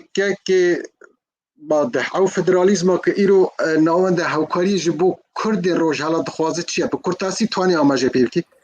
الله کاکر دەڵێن بەر لە هەر شتێکە من لەسەرەوە حەقەوە بڵێن کە ناوەندی هاوکاری و کوچوالایەنەکە لە پەیوەندی لەگەڵ مەسەلەی فدرالیزمە ئێمە هێشتا لە قۆناغی تاوتوێکردن و خوێندنەوەدای نەگەیشتوینێتە ئەوەی کە خوێندنەوەیەکی هاوبەش وەکو ناوەندی هاوکاری ڕوو بە خەڵک پێشکەشکەین و ساغی کەینەوە ئەوەی کە هەیە ئەم چوارلایەنە وەکو شکلی گشتیەکەی لەسەر فدرالیزم کۆکین بەڵام لەسەر پێناسەی فدرالیزم و لەسەر ئەوەی کە بە شێوەیەک دەمانەوێ بەرحاڵ ئەوە کۆ بەحسێکە دەبێ بە قەڵ دەڵێ کاری زانستی و کارناسی لەسەر بکرێەوە لە ئەنجامی بەحسی زانستی لەسەر ئەم مەسەلا تۆ نەهایەتەن گەڵاڵەیەک بەنێوی فدرالیزم بەنێوی ئەو ناوەندەوە بدەیە دەرێ یاڕوو بە لایەنەکان پێشکەشی ئەوەیە بەڵام ئەوەی کە ئێمە وەکو خۆمان وەکو حزبی دموکراتی کوردستان باسی دەکەین بەرحاڵ زۆر جار لە بەحس و کۆڕ و کۆبوونەوەکانی ئێمە مەسەلە کەوتوتە ئاراوە بەرحاڵ ئێمە وەکو خۆمان باشترین چارەسەر یانێ چارەسەری دڵخواز بۆ چارەسەری پرسی کورد لە ڕۆژهەڵاتی کوردستان مافی دیاریکردنی چارەنووسە بەڵام ئەوەی کە لەم سەردەما بە گوێرەی هەڵسەنگاندنی هاوکێشە ناوچەیی و جیهانیەکان ئێمە دین باس لەسەر مەسەلەی فدرالیزمەکەین هۆکارەکەی گەڕێتەوە بۆ تەنەوەعات و جۆراجۆری کە لە پێکاتی کۆمەلگای ئێرانە هەیە و هەروە وەزعیەتی ناوچەکە و دیاریکردنی ئەم مۆدەلە لە فدرالیزمیشی ئەوەی کە لە ئێرانی داهاتووە چۆن دیاری بکرێ بەرحاڵ کۆمەڵی فاکتەر وەکو فاکتەری مێژووی وەکو فاکتەری جۆگرافیایی وەکو تایبەتمەندی دانیشتوانی ناوچەکە وەکو تایبەتمەندی کەلتوری هەموو ئەمانە ئەتوانن کۆمەڵی فاکتەر بن بۆ ئەوەی چۆ بڕیاری لەسەر بدەیت کە بڵێ خەڵکی ئەم ناوچەیە بە شێوەیەکی فدراڵ ئیدارەی خۆی دەکا و دەسەڵاتی خۆی لە چوارچێوە حکوومەتێکی فدراڵە هەیە و ئەم پەیوەندیانەی لەگەڵ حکوومەتی ناوەندی بەم شێوە ڕێکەخات پەیوەندیەکانی دەرەوەی بەم شێوەیە مەسەلەی ئابووری بەم شێوەیە مەسەلەی سپا و ئیدارەی سنوورەکانی بەم شێوەیە هەموو ئەمانە لە فدرالیزمە دەکرێت تعریفی جیاوازمان بۆی هەبێت دەکرێت بە شێوازی جیاواز ئەو ناوەندە هاوکاریە ئەو سیستەما کە ئیرۆ لە باشووری کوردستانی هەیە هون هەموو بگشتی وێ نەخازن هەوڕێیان دەزانی وەکو چاولێکە کاکرد دەڵانەمە ناتوانین بڵین ئەوەی کە لە باشووری کوردستان هەیە کۆپی دەکەین دەیبێنەوە ڕۆژهڵاتی کوردستان ئەو فدرالیزمی کە ئێستا لە باشووری کوردستان هەیە ڕەنگە لە چوارچێوەی جۆرێک لە لیبرال دموکراسیان بەرحاڵ لە عێراق جۆرێک شەرعیەتی قانونیشی پێدراوە بەڵام لەگەڵ ئەوە شێوە لە ساڵانی ڕابردوودا بینیمانە فدرالیزم نەیتوانیوە بەو حەدەش کە سەرکەوتوو بێت لەوێ باشە و تەنانەت ئێمە و مشکلاتی کە لە نێوان حکوومەتی هەرێمی کوردستان و دەوڵەتی عێراقا دەیبینین بەرحاڵ جۆرێک پێویستی بە خوێندنەوە و لێک تێگەیشتنی زیاترە بە نسبەت ئیدارەی فدراڵەوە لە هەرێمی کوردستان و چۆنیەتی تەعاملی لەگەڵ بەغدا جا بۆیە مەبەستنەوەی ئێستا من ناڕۆمە سەر ئەوەی کە بەحس لەسەر مەبەستنەوەی کۆپی ئەوێ ئەمە ناتوانین بگوازینەوە بۆ ڕۆژهەڵات و ئەوەی کە ئێمە وەکو ئەم لایەنانە بمانەوێت لە داهاتووە ئێران بە شێوەیەکی فدراڵی ئیدارە بکرێ تەبیعیە دەبێت ئەو فدرالیزمی کە ئێمە دەمانەوێت بە گوێرەی تایبەتمەندیەکانی جوگرافیای کوردستان و جوگرافیای ئێران خوێندنەوەی لەسەر بکرێ و لە نەهایەتدا وەکو ئەو لایەنانەی کە لە ناوەندی هاوکاریان یا وەکو کورد فۆرموڵێکی هاوبەشمان هەبێ و تعریفێکی هاوبەشمان لە فدرالیزم هەبێ و بۆ تەعامل لەگەڵ کۆمەلگای نێودەوڵەتی و لەگەڵ لایەنە ئێرانیەکان بەکاری بێن. زۆر سپاس کاک سامان 2 دقیقە دوڕای کاک محەممەد ساڵە کوتایی پێدینە و دوڕاینە بۆ پەنیرت بکە. کاک سامان ئەگەر 2 دقیقە لەسەر مەسەلا فدرالیزمی گەل و ئەو فدرالیزمە کە ئێوە دخوازن وەکی باشووری کوردستانیە؟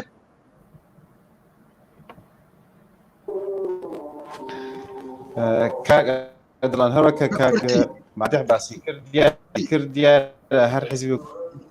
خوێندنەوەیەکمان لەسەر خودی ئۆسی فدرالیزم دەنگم نایە؟ بەڵێ بەڵێ فەرمو. بەڵێ دیارە هەر کام لە حیزبەکان دیارە وەکو کۆمەڵای بەدوریان کۆمەڵا خوێنەوەمان لەسەر فدرالیزم فدراحەت و دیارە و حیزبکراتی زۆر جیاوازیمان لەگەڵ یەکترین یان نازە کاک مادح باسی شتێکەکە دیارە خودی سیستمی فدرالیزم بۆ کۆمەلگای ئێران دوا ڕۆژ کاک ئەردوڵان فقط بۆ خەزان نییە مەبەست کولی ئێران ئێمە دەڵێن بۆ دوا ڕۆژ بۆ سیستم گونجاو بێت سیستمەکە باش بێت و مثلا ئێران فدرالیزم دەتوانێت مەسەڵەن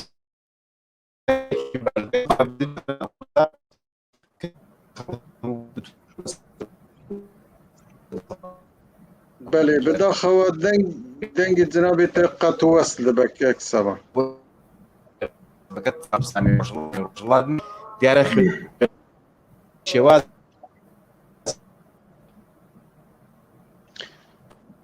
بەێ وا دیارە دەنگی کاک سامان قەت وەستە بە کاک محەممەد ساڵح کەرەم کە حتا کاک سامان ئەگەر بوو دوڕای بەێ کەرەم کە قسەی خەبەویە لەسەر بله مجال لەسەر فدرالیزمە هەر وەکو چاوان دوژمن ما ئاستانگ دەکرد مخابن تەکنیک جی جارجار ما ئاستانگ دەکرد کاک ئێردەڵان یعنی هەلگرتنا دروشمێکی استراتیژیک لەگۆر واقع هەیی لەسەر ئەردێ کا بزانن ئیمکانێتە یه خباتê çine ka hemberî beramberê xwe de çi qas bikarî ew duşma te hel dibijêrî imkana cîbecîkirina wê heye nîne mesele ew ye em dizanin di rojhelata nawarast de qanûnekî yan bêjim yasayekî nenivîskî heye ew jî ew ye ku kê xwedî hêz be ew xwedî mafe ew rastiyek e. Yani em vek navanda hevkarî ku niha em helgirê dirûjma federalizmê ne ji bo ku em bi hev re bikarin bibin xwedî hêz em bikarin Rojhelata Kurdistanê de asta hevkêşeyên girêdayî bi Îranê de bikin fakterekî xwedî hêz da ku li guhartinê pêşerojê de em mafê gelê Kurd desteber bikin. Rastî heye ev jî ew ye ku ne rejima desaladar ya İranê ne jî heta hindik hêzê opozisyon daxwaziyê gelê Kurd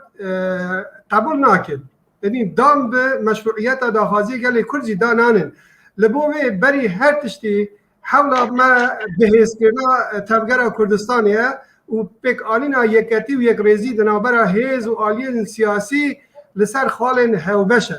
Mesela federalizmê jî ku hatiye helbijartin لەگۆر وێ واقعا ku di nav coğrafya siyasiya Îranê de heyî wekû mizayîkekê ku em dibînin şeş netev têde dijîn bi taybetî şeş netevên sereke wekû Faris, Azerî, Kurd, Belûç, Ereb û Türkmen li ber wê jî me ew dirûjm helbijartiye ku dirûjmeke ku netevên dinê ku zulm ji li wan hatî kirin ev jî xwe di nav vê dirûjmê de xalê hewpar de dibînin. Ewa yek li siyasetên herî jîrane waqebîniyê Partiyên Rojhelatê Kurdistanê bûye ku li gor dirûjma federalizm yani di sîstemekî demokratîk federal li ser bingeha mafê vek yek bo hemû netevên Îranê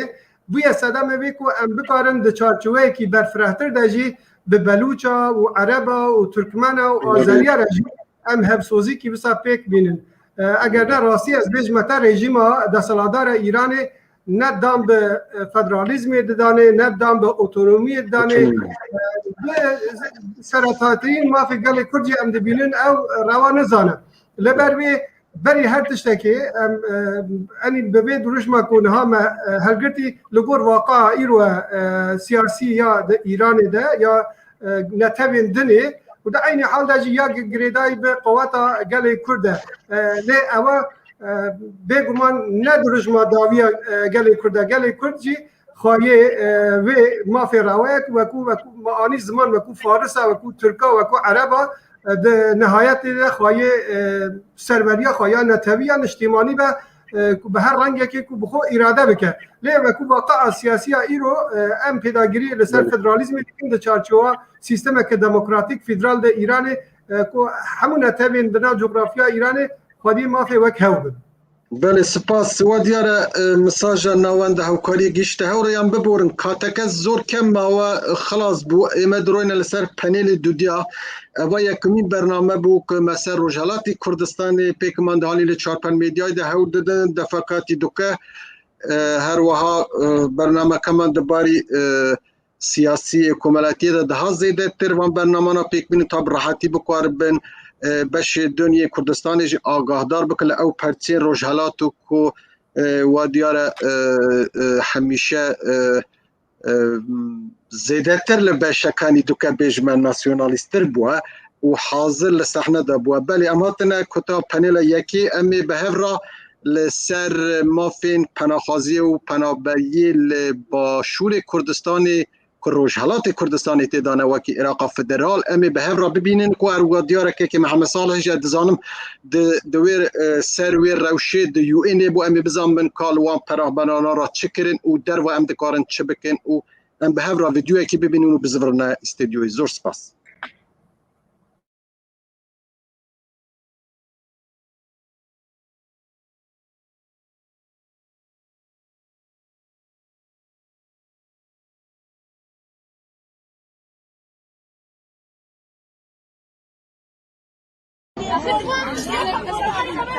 وەکو شەروەندێک شتێ بۆ مناڵەکەم دابین بکات بۆ خۆم دابین بکات بۆ مناڵەکەم بۆ پەنابەرە ئێرانیەکان دابین بۆی نەکات نەخۆشەکە دابین بکات ئەمن ئەو ئیلمە هەیە ئەمن پێم زاتم نییە ئەوە 2 ساڵە ئەوە 2 ساڵە ئەمن نەخۆشم نەخۆشی درێژخایان نەگەڕم یۆنی ئەڵێ نەخۆشی درێژخایان پڵاوێکم لێ ناگەڕم یۆن یانێ چی یۆن یانێ چی ئەوە یانێ چی ئەوەیان بۆچی داناوە ئەوە دایانیاگە مافی پەنابەریە ئەوە حمایەست حمایە کادە من دەکوێ حمایە دەکردم پێشێری یەکەم یەکلاکردنەوەی کەیسی پەناخوازانی سیاسی کە بە پێی یاسای UNHCR دەبێت لە ماوەی نێوانی 3 تا 6 مانگ چارەنووسیان یەکلا بکرێت هەروەها بەڕێکردنی پەنابەرانی سیاسی بە وڵاتی سێهەم دووهەم لە یەکجیاکردنەوەی کەیسی پەناخوازان و پەنابەرانی سیاسی لەگەڵ پەناخوازانی کۆمەڵایەتی کە هاتوونەتە هەرێمی کوردستان و هاتوچۆی ئێران دەکەن سێهەم دروستکردنی کەمپ و شوێنی نیسەجێبوون بۆ پەنابەر و پەناخوازانی ڕۆژهەڵاتی کوردستان تا ئەو کاتێک کە دەگوازرێنەوە بۆ وڵاتی سێهەم چوارەم پێداچوونەوە بە میکانیزمی دابەشکردنی یارمەتە مرۆییەکان و ڕێکخستنی سیستمێکی دادپەروەرانە بەبێ جیاوازی کە پێوەری دیاریکراوی هەبێت بەداخەوە لەم پەیوەندیەدا تا ئێستا هیچ دادپەروەریەک ڕەچاو نەکراوە و بەشی زۆری پەنابەران لە وەرگرتنی یارمەتی مانگانە و پارەی تەرخانکرا بۆ سوتەمەنی بێبەشن پێنجەم چارەسەرکردنی کێشەی فۆرمی خۆراک بۆ ئەو پەنابەرانە کە ئیخامەی هەرێمی کوردستانیان هەیە بەڵام لەلایەن حکوومەتی عێراقەوە حکوومەتی خۆراکیان ڕاگیراوە شەشەم چارەسەرکردنی کێشەی پەنابەرانی نەخۆش و کەمەندام بە تایبەتی ئەو نەخۆشانەی کە نەخۆشی درێژماوەیان هەیە و توانای مادیان نییە هەروەها دابینکردنی دەرمان و پێداویستە پزیشکەکان و مرۆیی بۆ بنکەکانی تەندروستی لە کەمپەکانی پەنابەرانی ڕۆژهەڵاتی کوردستان هەفتەم چارەسەری کێشەکانی ئیداری پەنابەران لە دایرەی نشینگە بۆ ئەو پەنابەرانێک کە بە پاسپۆرت هاتوونەتە هەرێمی کوردستان و توانایی دابینکردنی ڕسومات و مەرجەکانی پەیوەندیدار بۆ بابەتانیانەوە نییە هەشتم چارەسەری کێشەی خوێندن بۆ خوێندکاران و قوتابیانی ڕۆژهەڵاتی کوردستان و دابینکردنی بڕە یارمەتیەکی مانگانە بۆیان بە تایبەتی ئەوانەی کە دوای تەواوکردنی قۆناغی زانکۆ بەهۆی پێنەبوونی بەڵگەنامەی باری کەسایەتی عێراقی شەهادەیان نادرێتێ و دانامەزرێندرێن یان بۆ درێژەی خوێندنان ناچارن بچنە دەرەوەی عێراق نۆ ڕەخساندنی هەلیکار بۆ ئەو پەنابەرانەی کە هیچ پیشەیەکیان نییە و توانای دابینکردنی بژێوی ژیانیان بله بینرین هجا بیسرین هجا این چهار پلمیدیای ام دگه چهار نونرین روشهلات کردستانی نمر روشا بهزاد محمودی کو چند ما برین حال پیش یو این آگر برداخو بداخو اوجی تکلی کاروان شهید کردستانی بو بله که ما من احمدی جنابی ته لسر روشا پناه خاز و پناهبر لدر و پارتی سیاسی گلو تکلیه و پیوندی و لگل یو این یا بش کمیسر عالی اولاته هبوه ایوه وکی نونر پارتیا لدر و او روشی روجهلاتی کردستان او پناهبران بیتر 15,000 پناهبر لروجهلاتی کردستانه چی تم کرتوه یعنی دبی روش چون دنرخینن چی دتوانم بلین وکی لا راستی دا کاکردڵانە منەوە ڕوونکەمەوە من نوێنەری گشتی حزب نیم لە دەرەوەی وڵات ئەمە کمیتەیەکمان هەیە بەنێوی کمیتەی دەرەوەی وڵات بالاخره وەکی ئەندامی ڕێوەبەری ئەو حزب ئەندامی ڕێبەری حزبم بەرحاڵ لە کمیتەی دەرەوەی وڵاتیشم پێم خۆش بۆ ڕوونکەمەوە بەڵام ئەوەی کە دەگەڕێتەوە سەر و کەیسانەی کە پەیوەندیان بە پەنابەرانەوە هەیە ئێمە بەرحاڵ لە ڕێگای بەشی پەیوەندی نێو دەوڵەتیەکانمانەوە لەواقع تەعامل لەگەڵ ئەو بابەتانە ئەکەین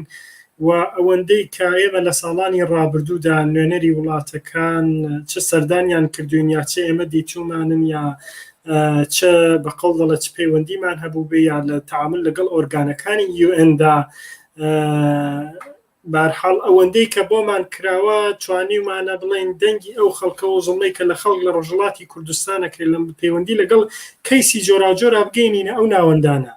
و لە تەعامل لەگەڵەوەی کاک بەهزادیشا بەرحاڵ من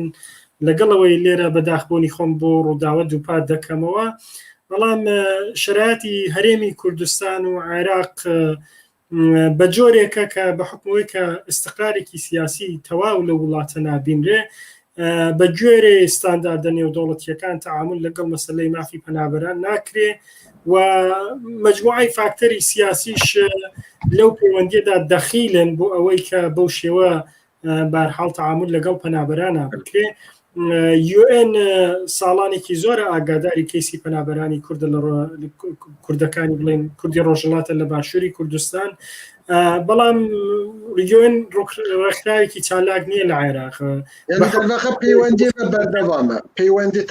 پەیوەندی بە وەکی حزبی دموکرات لە دەربە لەسەر کێسا پەناهبەرە دەگەل ئۆرگانەکانی جۆر بە جۆر UN بەردەوامە بەڵێ گەلێک سپاس مساژەکەت گشتێک ئەسەد جنابێتە چۆن دبینە دەوێ ڕەوشە ئەو پەناهبەرێک کو بڕاستی بێتر لە 10 ساڵە گەلو بە ڕێی جنابێتە دەبێ لە دەربە چی بکن بۆ ئەوەنە يعني شون دتوانن او هماهنگیا لگل داخل قنه به اونین پناهبرین سیاسین اونین کمالاتي اونین پناهخوازاتن اللي يقدر جدا بكن كيسا كان بديتنا ايوه چیتان کردووە وەکی ئەندامێکی پارتی ڕۆژهەڵاتی کوردستانی بەڵێ کەرەم بەڵێ کاکە دەڵەنگیان مەسەلەکەوەیە کە لە ڕاستیدا مەسەلەی پەنابەریە بە تایبەتە مەسەلەی کە لەسەر بەداخەوە ئەو لاوە ڕۆژهەڵاتیە ڕوویدا و گیانی لەدەستا بەشێکی نیشاندەری دۆخی ڕاستەقینەی خەڵکی ڕۆژهەڵاتی کوردستانە کە وەکو هەر چوار لایەنەکە باسییان کرد لەو گوشارێکە لەسەر خەڵکە بۆچی خەڵک ناچارە بێ ناوچە و شوێن و ماڵ و کەس و کاری خۆی بەجێ بێڵێت و بە هیوای ژیانێکی باشتر یان بە هیوای هەناسەیەک ئازاد بڕواتە بەشێکی دیکەی کوردستانیان ڕووبکاتە هەندەرانوانە بەڵام هاوکات بیرمان نەچێک بەشێکیشی نیشانەی لاوازبوونیە و سەردەمەیە کە بە تایبەت پاش شەڕی جیهانی دووهەم هاتن دنیاوە وەگەرەکی بوو نزمێکی نوێدا بمەزرێنە لە دنیا وەگەرەکی بوو وای نیشان بدا کە کۆنتڕۆڵی ڕووداوەکان و کۆنتڕۆڵی دنیا دەکاوە نوێنەرایەتی بۆ نمونە ڕێکخراوی یەکگرتوەکان دامەزرا کە یەکی لە ئۆرگانە بەرچاوەکانی UNHCR-ەوە ئۆرگانی دیکەی هەیە کە ڕێکخراوی باڵای پەنابەرانە ئەمە لە یەک دوودەیەدا ڕابردووە تا هاتووە ئەم ڕێکخراوانە لاوازتر بوون ئەم ڕێکخراوانە بێدەسەڵاتتر بوون و نیشاندەری جۆرێکی دیکە لە نزم و ڕێخستنی دەسەڵات لە دنیا و جۆرێکی دیکە لە عملکرد و شێوەی کاری ئەم وەرگانانەیە ئەوە بەداخەوە لە ئاستێکایە کە لەوانەیە زۆر لە دەسەڵاتی ئێمەدا نەبێ ئێمە دەبینی ژمارەێکی زۆر لە خەڵک لەبەرەوە دۆخە هەموو مەترسیە قبوڵەکەن ژمارەیەکی زۆر بەداخەوە لە ئاوەکان و لە دەریاخن کاون تووشی بێحورمەتی و تونند و تیژی و هەزار و یەک گرفتە بن ڕێگەی هاتنە دەرەوە هۆکارەکانی هەمووی وتمەگەڕێتەوە بۆ کۆماری ئیسلامی جا ئەوەی کە ئەگەڕێتەوە سەر کۆمەڵە و ئێمە ئەتوانین چی بکەن مەسەلەکە لە سێ ئاستا ڕاستەکەی دەکرێ هەوڵی بۆ بدەین و ئەوەندەی بۆمان کراوە لەو سێ ئاستا هەڵمان دراوە ئاستی یەکەمی مەسەلەی کەیسە تایبەتەکان و تاکەکان تاکێکی ڕۆژهەڵاتی کوردستان کە دێتێرە بە جۆری ئەندامی کۆمەڵە بۆ سەمپاتی کۆمەڵە بۆەوە تەنانەت جاری وایە مرۆڤێکی باش ئینسانێکی شەریف کە تەنها وەزاڵە هاتووی دەستی کۆماری ئیسلامی ئێرانەوە هاتووەتە ئێرە ئێمە گرتوانی بێتمان وەکو تاک یارمەتیان بکەین هاوکاری کەیسەکانیان بکەین ئەومان بۆ کردوون لە هەر وڵاتێکا لە ئەوروپا بە تایبەتی کەو کارەکرا بەشی دووهەمی هەوڵ بۆ مەسەلەی پەنابەری کوردی ڕۆژهەڵات بە گشتیە ئەوەی کە بە نمونە لە دیدارێکە لە دیدارهایەکە کە لێرە لەگەڵ نوێنەرانی حزبەکان لەگەڵ بۆ نمونە نوێنەری ڕێکخراوی پەنابەرانی سوئد بۆ نمونە کە متیاژیم یا وڵاتانی دیکە بووە لەوێ هەوڵ بدەین کە دۆخێکی باشتر داوا بکەین لەو دەسەڵاتدارانەکە بۆ پەنابەران دروستکەن بابەتی سێهەمی کە ئەبێتە چەترێک بەسەر هەموو ئەمانەوە هەوڵ بۆ نیشاندانی ڕاستیەکانی حکوومەتی ئێرانە هەوڵ بۆی کە نیشانی بدەین ئەوان قبولی بکەن و بۆمان بسەرمێن کە حکوومەتی کۆماری ئیسلامی ئێران حکوومەتێکی دیکتاتۆرە کە بە تایبەت خەڵکی کوردستان بە چەند قات لە ژێر زوڵم و ستەمان و ئەگەر کەسێک تەنانەت ئەندامی هیچ کام لە حزبە سیاسی چالاکیەکانیش نەبێ و تەنانەت ئەگەر چالاکی سیاسیشی نەبێ ناتوانێت ژیانێکی ئاسوودەی لە ژێرم دەسەڵاتە ببێ و بۆیە ئەرکە لە سەرشانی ئەو ڕێکخراوانە کە هەوڵ بدەن کە ژیانێکی بۆ دابین بکەن ئەوەی کە ئێمە هەوڵمانداوە بکەین لەو سێ ئاستەدا خۆیشان بەێ گەلێکی سپاس کێکی محەممەد ساڵە جنۆبی تەیەکێکە و کەسانای ئەوە نزیکی 15 ڕۆژە بێترێکە لەسەر کێسا پەناخوازە و پەناهبەران وەکی نۆنەر وەکی بەرپرسێکی پارتیên ڕۆژهەڵاتی حزورەتە هەیە ئەو نەح خاڵێک پەناهبەران داخواز دکرەوە دیارە یەکمین خاڵا کە دەبێ 6 مەحادا ئەو کێساوان وەرەتە ڕوونکردنی یان ئەو بەشێن مالی یان بەشێن ئالیکاری خۆ دەزانی لە باشووری کوردستانی بێتر لە 15,000 پەناهبەرên ڕۆژهەڵاتی کوردستانی هەنە بەڵکەژی زێدەتر بە ترور کراون لێ دەخن دەگرن بێکارن یعنی ڕەوشەوان جنابێتە ژمە باشتر دەزانە ئەس دپارم یعنی ئاخافتنی سەر ڕەوشە پەناه خۆزە و پەنابارە بۆ جنابێتە بێلم بزانم بە ئیرۆ چ کرد چ ڕۆکردنەوەیەکی هەیە دوێ بارێدا تو بکاری ڕۆژاوا و باکووری کوردستانی بەتایبی دەبێ مژارێژی ئاگاتار بکی بەێ سپاسدارم کرد کێگە دەبن مجارە پەنابەرên ڕۆژهەڵاتی کوردستانی دە عێراقێدا بەگشتی بتایبەتی دە هەرێما کوردستانیدا یەک لەوان مجارێ هەری بەرچاوە و بە درێژاهیە 40 ساڵێ دەربازبووی ینی لە شەڕی ئیرانە عێراقیەوە پەنابەری ڕۆژهەڵاتی کوردستانی هاتنە عێراقی و هەنگی و وەروە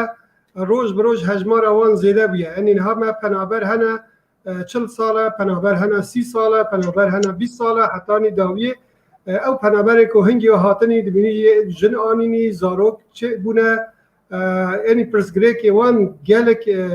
بەرفرەهن ئەنی مخابنی دکارم بێژم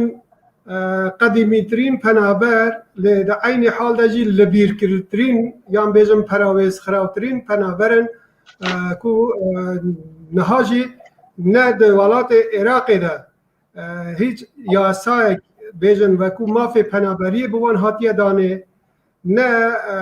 لهرما کردستان ده نه لعالی یو اینی و لبروی پرسی پنابری روجهلات کردستان ده عراق ده یعنی هم عالی خواهی یاسایی ہے یہ حقوقی هم عالی سیاسی ہے هم عالی امنیتی ہے هم آریشین پروردهی یه نشتجیبونه یه بجی واجیانه و بپرتی یعنی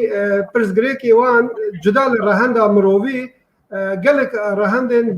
جدا لخواه گرتنه لبربه اگره بیاکو یاکو ودیتی د 15 روزه در بازبوی ده ایدی او پرسگریک تقیان اگر نه پرسگریک یه 15 روزه بری نهانه نه پرسگریک یه 40 سال و 30 سال و 20 سال و حتی نهانه لی مخابن بصدم این جور بجور روشا پنابرین سیاسی روجهالات کردستانی هاتیه پشگوه خستنه لبربیجی ما وکو پارتین سیاسی روجهالات کردستانی به پشگیری انجمن پنابران ده باشور کردستانی ما حول دا کو ام بریا داخوازین کو پنابرا نویسا خدا رادست یو این کرن ام دگل برپرسیار یو این د آسته هری بلند برپرسیار یونامی برپرسیار یو این برپرسیار میدانی پنابرا د جوین برفره و چند ساعتی ده ما حول دا کو او پرسگریکن جدی یکو بونی باعث بیجن به مافیا پنابرا و تقین او پرسگریکن کو گنج لبیزاریا جیانا خواه پناه ببه بر خوشاوتاندن خواکوژی که دیارده که گلک نخواش و نخجینه لی ایدی لتحمل اوان درکتیه ام بکارون رایدار یو این هشیار بکن داکو پیدا چونه که بکن دوی سیستم خواهیا کار اداری و عین وسا بکن تفگره که جگل حکومت عراق او کو د چارچوبه بجن یاسایی حقوقی ده قانون که جبو پنابر سیاسی روجهالات کردستان دیاری بکن و هر وها دگل حکومت حریم کردستان جی کو دبارا کاربار اداری و یعنی روزانه دگل پرسگری که پنابر یعنی طرفه بکرتی بویرانگی هم حول بدن هم هستیاری که وسا چکن یو این پیدا چونه که به سیستم کاربار خواهی اداری بکن به تایبتی او کول ناداد پروریا دابش کرنا یارمتی یا پیراگهشتن به آلین تندرستی یه بجن پروردهی یا آلین نشتجیبون پنابر و آلی یو این و خمساری که مزن هاتیه کرن یو این پیدا چونه که به سیستم خواه بکن آلی که یعنی ام خوشبین بن که جناب قادری ام خوشبین بن یعنی پیوندی و باش در باسته به او خواسته که و هنه که یه جی بگیرن از باورم یو این پیاما خوب پیشانده را جدی ورگرتیه و او داخوازی خوب پیشانده را یعنی یه پنابر داخوازی برحق و روانه مشروع هم یو این هم حکومت حریم کردستانی و هم جی رایدار عراقی ناچارن هم بر پرسکی و هادا کو چان و آنی زمان هری کم زیده 10,000 کس و کو پنابرین روجهالات کردستان دی یو این در نوعیوان هاتیه تومار کرن و کو چند هزار کسی نوعیوان نه هاتیه تومار کرنه او مسئله بیا صدام و پرسگریک کی مزن یا مرووی پرسگریک کی پروردهی پرسگریک کی نشتجیبونه یا جیانه یا بیجن اولهی لبر بیجی امنا بیجن همو پرسگریک یه بارن چاره سر کرن لی رایدار یو این ای روژی د جبینا ما بوان را قول دان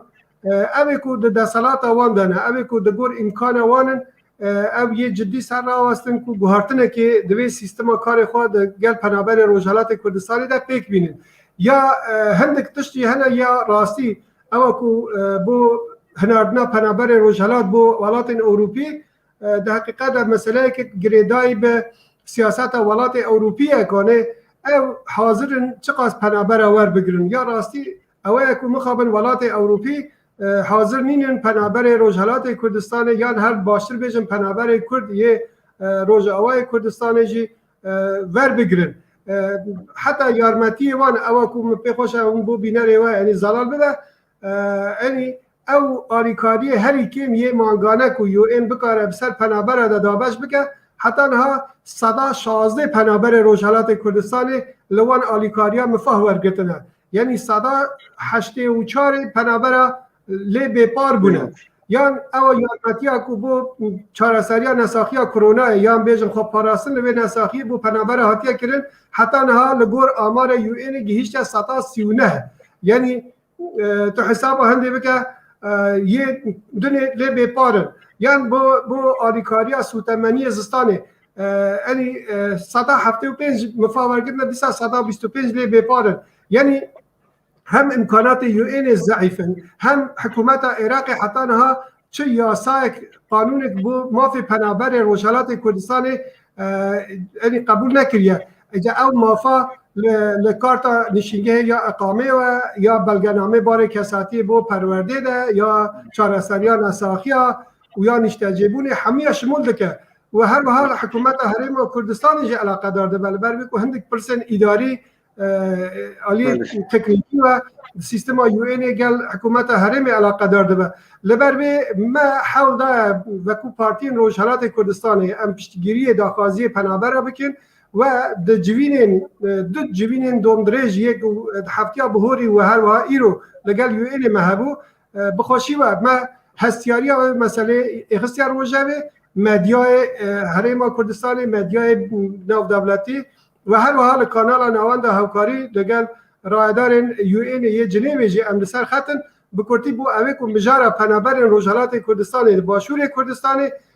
یعنی لبه روش هری خراب هی ام گاوه که برای باشبونی ببین ام باورن او مثلا هم حوزهی به هندک زمان زیاده تر هیا گل حکومت عراقی گل حکومت حریمه و همجی حتی یو این بکاره سیستم خواده لباری تکنیکی هندک گوهارتن بکر بتایباتی او هری زیاده یا زلال یو این سوز دا که ده یعنی اکتیفتر ببه مجارا کرونا حتی نها ببو باعثی هندک گلک کاربار خو راوستانده بون نها بده یه چالاکی خو زیاده تر بکر بتایباتی او که علاقه داری پنابرین دناو کمپا ده او که زیاده رو شوان خراب او پنابره که دناو کمپا ده دجین یکو جنو زارو که بیزن چالاکوانین روشالات کردستانی ده لی پنابره دن باجاره ده بتایباتی او که پرانی اوان پنابره کومالاتی نه یا بیزن پناخازن او جی مجاره که لبار مرووی و پشگیری داخوازی پنابره ده بله گلکی سپاس امیج هر وها هیوی دگن که باشور کردستان حکومت باشور کردستان حکومت حریمی بتایباتی گواشت خط سر عراق فدرال تا بکار به در روشا پناهبرین روشالات کردستان دا که روشا کنال بار دای هر وها که جناب قادری آماجه پیدا بگیت دوی آسته که قنبه دهنک مافین مرووی ده مافین که براستی پیوسته بو جیان کرنی ورگرن بلی ام هاتنه دویا پنیلا دودیا هیویدار مسری و نیشاند لسر روشالات کردستانی هندزان امی نهار نه پنیلا دویه لسر هل بجارتن و نه ام هیویدارن که سامان بشتار به ودیار انترنت های نمایه بلی امی ویدیو که کرد ببینین و بزورن لسر هل بجارتن و چند پرسیارا ورگرن و کتایی به برنامه خوبینن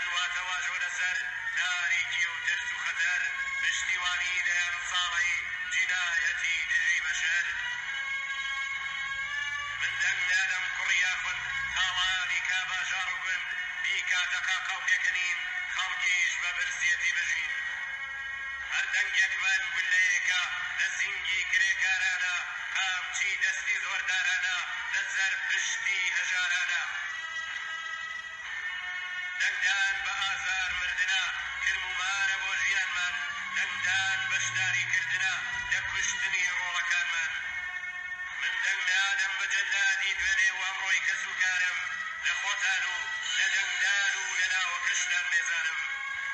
لە خۆتان و لە دەنگدار و لە ناوەکەیشتان بێزانم.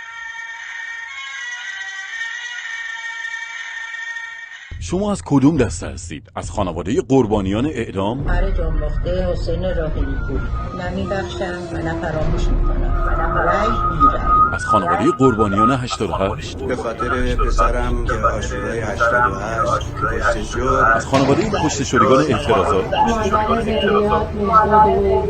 خاطر پسرم پویا بختیاری، به خاطر پسرم ابراهیم، به خاطر پسرم امیرحسین، از خانواده کشته شدگان شلیک به هواپیما ریختن خون عزیزانم. دختر 5 سالم توسط موشک‌های سپاه به قتل رسیدند. از خانواده‌های زندانیان سیاسی که در زندان استبداد جمهوری اسلامی به شهادت رسید. شما از کدوم گروه از شهروندان درجه دوم هستید؟ زنان، اهل سنت، دراویش یا مخالفان ولایت فقیه؟ رای بیرم. شما هم علت شرکت نکردنتون در انتخابات رو به صورت ویدئویی برای ما در تلگرام ارسال کنید. ولی بینرین چارپل میدیای هر وها که هندزانن هم پنیل سوسیال سر هل بجارتنین سر و کماری و 4 ارگانین که دناوا دولت کمارا ملان که بهتر جه 43 سالانه ظلم و زورداری و گرتن و لیدان و کشتن و به تیبتی ملیتاریزه کرن روشحالات کردستان امی زیده تر نخواست قصه بکن امی لسر 4 نونری که ده کات خود آنامه بونه نیوان 4 پلمیدیای امی ده سر وان به هفرا به سر مجارا که ایرو هر کس ده بیجین ده ایران بگشتی و کردستان و نتوین دن به هفرا ده بیجین ام دنگ نادن جبو کمارا ملان ام دنگ نادن جبو کمارا اسلامی جبرو یکی که یکمین ولایت فقیه هک بریاری ده هر وها که دوان تاکتیکین یان دوان پلان نو که یک کمارا اسلامی ایران بریک خستیه کردان پیشتری جی نوانده هوکاری بایکوت کریه نونه ریوان ور زیده ترمی آخافتنی بدن اوار که اسد درودی بریز وکی اندام کمیته نواندی کمله زحمت کشانی کردستان برای جناب تا ابراهیم رئیسی که ویجاره لسر پلانین خامنه‌ای آیت الله خامنه‌ای بوده بر پیش او کم بیجم به فیلتر و هر کس ده بیجه که اوی ببته سر و کمار اسلامی و دوره 13 نیرینه و ایوه رایتان لسر او یکا چیه او پلانات چون دبینین به زار ایوه و ببیزم باشتره و رزمه فرمو میکرو بکریه کرد. بله کاکر دلنگان به درجه یکم دیاره هر کلن لباری وتن و ادبیاته من پیمای ناونانی هل بجاردن لو پروسیکر کمر اسلامی ایران بره و اچه لبن رتا حاله هل بجاردن لکاته که راسته که تو خلق بتوانن خویان بپالیون و توش درفتی اوت ببیدنی و پالیو روان که آزادانه خویان پالاو تو دنگ بده کوای راستی دامه هل بجاردن نیه و سالهای که نبوه هر لسرتایی هاتن سرکاری کمر اسلامی و کاتی خوی ما مستشی عزالدین حسینی بر لرفراندومی بەڵێیان بۆ کۆماری ئیسلامی ئێران وتی کۆماری ئیسلامی ئێران وەکو قوتوویەکی وەکو شتێکی داخراوە کە ئێمە نازانین ناوەڕۆکەکەی چییەوە پێمان ئەڵێن دەنگی پێ بدەن لە حاڵێکە کە ئێمە نازانین چی تایەوە خەڵکی کوردستان چی هەیە بە دیارە دەرکەوت کە بەداخەوە بۆ خەڵکی کوردستان بێژگە لەسەر کورت و کوشتار هیچێکی نەبوو. ئێستاش مەسەلەی ئیبراهیمی ڕەئیسی وا دێتە بەرچاو کە کۆماری ئیسلامی ئێران سەرڕایەوەی کە ساڵانی پێشوو هەوڵی ئەدا بە شێوەیەک بۆ ڕاکێشانی خەڵک بۆ پای سندوقەکانی ئەم نمایش و ئەم شانۆی خۆیان مجموعەیەک بەناوی ئیسلاحخوازەوە بێرێت کە بە جۆرێ نوێنەرایەتی بەشێکی دیکە لە کۆماری ئیسلامی ئێران بکات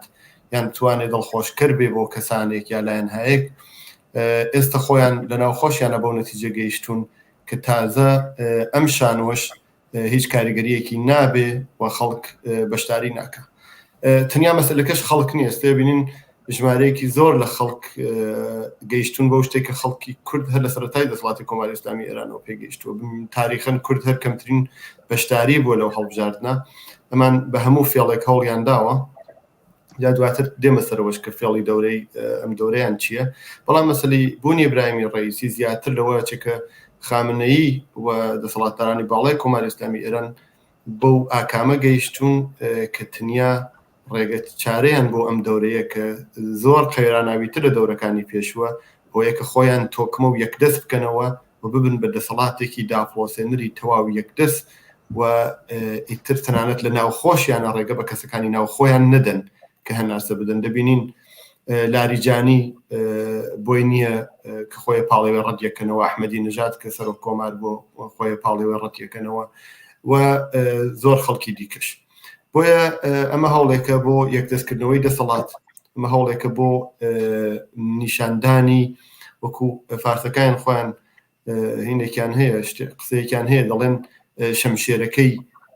بە دیارەوە بەستووە شەمشێرەکانی لە ڕۆوە بەستووە یانێ شمشێرەکانی وا بەستووە دیارە ئەگەر جاران هەوڵیانەدا ئەو شمشێرە ژەنگاوی ستەم و دیکتاتۆریەکیان بشارنەوە ئێستا تەنانەت دوای لێ دێ کە خامنەی بە تەواوەتی بڕیارەکەی شورای نیگابان تەئیدەکاوە پێ وایە دروستە و بە ئاشکرانیشان یێدا کە بەشداریکردنی خەڵک تەنانەت بۆ نمایش و شانۆکەش بەلایەنەوە چی دیکە گرنگ نەماوە ئەمان هەوڵیان ئەوەیە کە بەرحاڵم دۆخەی ئێستا کە لەژێر گوشارێکی زۆران بە تۆکمەکردنی خۆیان بەرحاڵ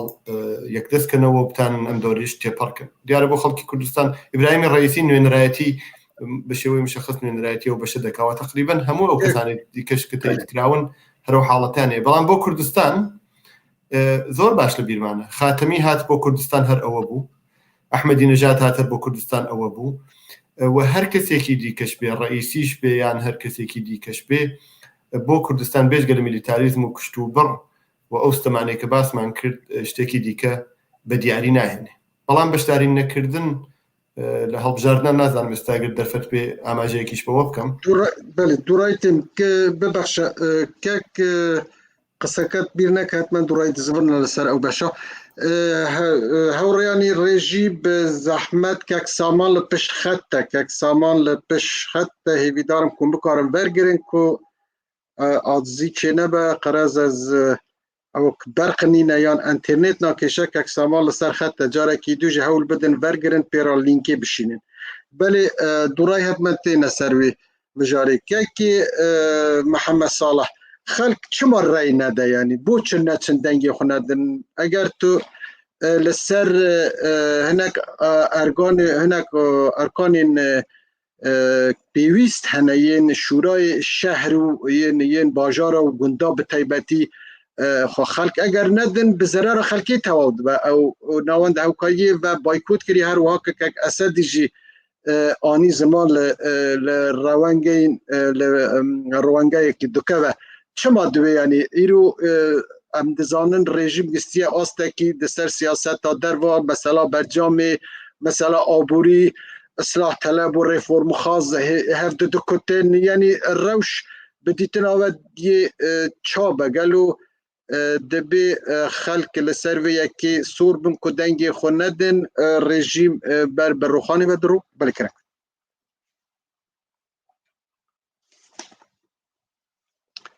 دەنگی خۆڤەکەکەکی محەممەد ساڵح دەنگ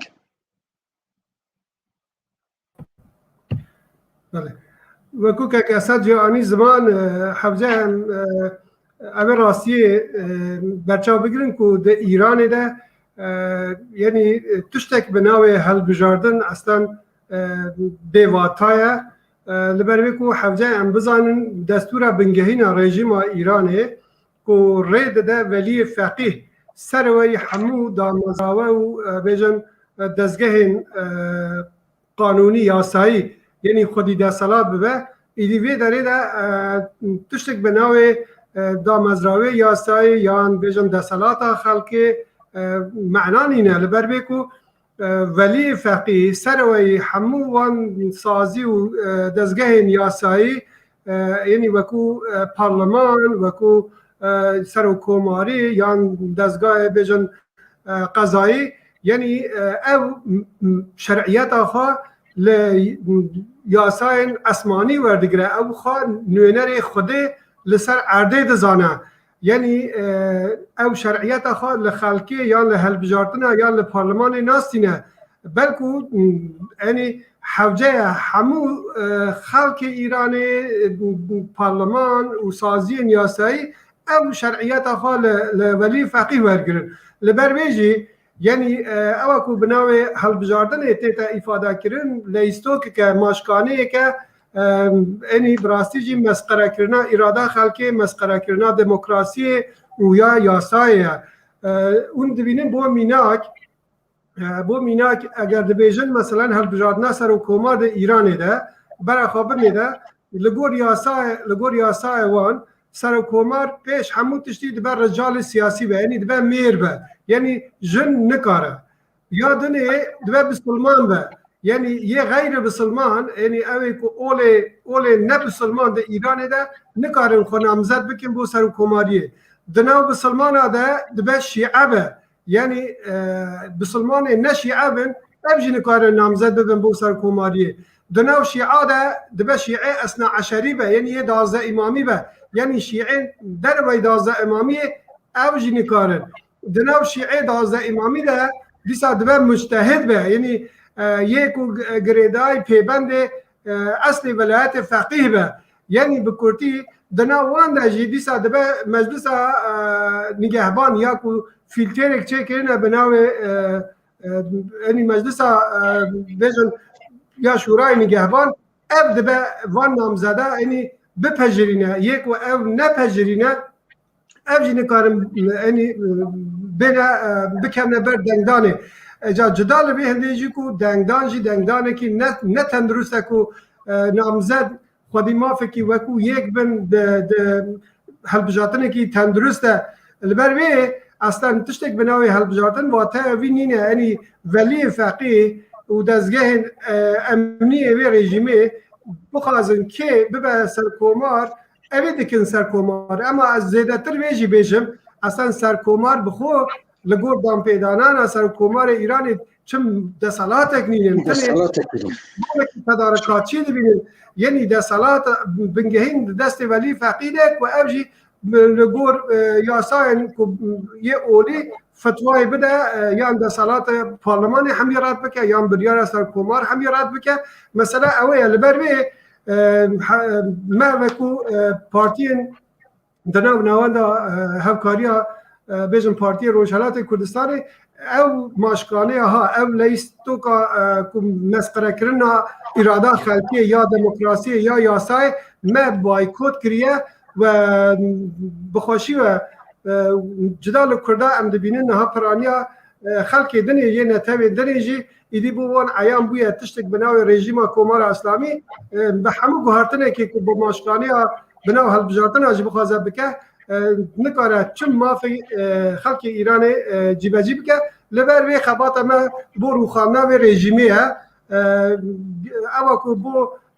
بیجن انجمن شورا یه خدمتگزاری جد باجار ده کود خازن بخن توی هلبجارتن سر کومار در حقیقت ده اوی کو یعنی یک اصلی وان بیجن سوزدان به وفاداربون به ولی فقیه به یاساین کومار اسلامیه یعنی حقیقت ده جبو خدمت کردن به مانوا و رژیمی و خدمت کردن یاسا و بیجن یا مانوا ولی فقیه نه جبو خدمت خلق باجار و یک دوان خلق کرده لبروی اصلا وان چلو 2 سال تمام رژیم ایرانی نه همو او سرکومار هاتنی چونی او هلبجاتنی هاتنی کرینه نکارینه چه گوهرتنه که چه بکن لبروی که او هلبجاتن بیپاره لحمو یاساین بیجن دموکراتیک بیجن پیورن نودولتی که تمثیل هلبجاتنه که دموکراتیک سربست وک هف بکه لبروی او ماشکانه لیستوکا بناو هلبجاتنه ما بایکوت کریه و ام دخوازن در فتح هم ببین در فتح هفسوزی و یک گرتنا گل کرد بو خباته که خودتر جبور و خانه و رژیمه بەێ ببۆرن ئەم هەول دەدەن کە کەکێ سامانیش بینن و دیارە ئەتێنێتەوەی نەمایە یان بەرقەوان چوویە هێویدارم ژمە نەقەهرە و ژ لە سەر خەتە بەێ کەکێ مادەح لەسەر ئەوە کە سپاه پاسداران و دیارە چەندین کاندیدێ وان ئالیێ ویلایەتە فەقیه بە هاتە هەفزکردنی پێم وایە ئەو رولا مهندسی شده یان او پلانا که خامنه‌ای استایی لنظری ده هیا که سپاه هر وها که بن باندوری وی به کره وی دایه لای وی دایه چه دیتنا و به هوا که ایرو ده مجمع این ناو نتوی ناو دولتی جوا دیاره که دبین اگر حشتی نهوید دل سدی خلق دنگ ندن احتمال هیا دستوردان دری به تایبەتی لەسەر مەسەلا بەرجامی وا دیارە لەسەر مەسەلا چەکین ئەتۆمی ئستای ڕاوەستاندووە bi dîtina êwe piştî hilbijartinekan digijete kudam astî ew meselê bercam û li ser mesela sipahê ku kandîdekanê layê vilayetê feqîh ve hatuwe te hevzkirin dîtinê êwe çi ye؟ بەڵێ حقەتەن زۆر خاڵی گرنگ لە قسەکانی کاک حەمە ساڵە و کاکە سەدا باسی لێکرا لە پەیوەندی لەگەڵ هەڵبژاردن لە ئێرانە ئەوەی کە پێم خۆشە پێشەوەی بڕۆمە سەر وڵامی پرسیارەکە پێم خۆشە تاکیدێکی لەسەرکەم بەرحاڵ هەڵبژاردن لە دنیای مۆدێرنە فۆرمێکە لە دموکراسی ڕاستەوخۆ کە خەڵک لەو ڕێگاوە دەتوانن تعبیر لە ویست و دەنگی خۆیان کەن دەتوانن داخوازیەکانی خۆیان بێن نەگۆڕێ و بۆ ئەو داخوازیانش نوێنەری خۆیان هەیە و دەنگ بە نوێنەری خۆیان نەدەن و نوێنەری خۆیان دەنێرنە پەرلەمان یا بەقەڵ دەڵێ لە پۆستە گرنگەکانە بەرحاڵ تعبیر لە ویست و داخوازیانەیەوەکە ئەگەر لەم ڕوانگەوە سەیری هەڵبژاردن کەین ئەوەی کە لە ئێران دەیبینی لە توولی زیاتر لە چواردەیە ڕابردووە بە هیچ شێوەیەکی هەڵبژاردنێکی ئازاد و دموکراتیکمان نەدیوە کە تێدا خەڵک تعبیر لە ویست و داخوازیەکانی خۆی کە و لەو ڕێگاوە بتوانێت بەرحاڵ ممارەسەی دموکراسی بکە بە مانایەکی تر بە هەموو شێوەیەک هەڵبژاردن لە ئێرانە بەتاڵە لە ئازادی و دموکراسی و شتێکی نمایشیە کە ئێمە هەر چەند ساڵجارێک دەبینین دووبارە دەبێتەوە ئەوەی ئەم هەڵبژاردنانەی ئەم جارەی جیاواز کردو لە چاوانەی دیکە بەرحاڵ زۆر ڕوو هەڵماڵراوانە کاریان کرد و کاندیدەکانیان لە قۆڵە جیاوازەکان سڕیەوە بۆ ئەوەی کە بەرحاڵ نەتیجەی هەڵبژاردنەکە هەر لە ئێستاوە دیار بێ و ئەم هەڵبژاردنە بە قەولێکە لە کاندیدانەی کە بەرحاڵ بۆ خۆی سەلاحیەتی ڕەت کراوەتەوە پەسەند نەکراوە باسی ئەوەی کرد کە بەرحاڵ لە قۆناغی مهندسیکردنی هەڵبژاردنەوە تێپڕیوە بووەتە دانان دیاریکردن یا ئینتسابات و هەر لە ئێستاوە ئێمە دروستە حەوت کاندیدی سەرۆکۆماری هەیە بەڵام لە ئەنجامە هەمومان دەزانین نەتیجەی ئەم هەڵبژاردنانە لە ئەنجامە چۆنە کێ دەبێتە سەرۆکۆمار هیچ ڕقابەتێکی ئەوە نییە و بەشداری خەڵکەسەن بەلایەنەوە گرنگ نییە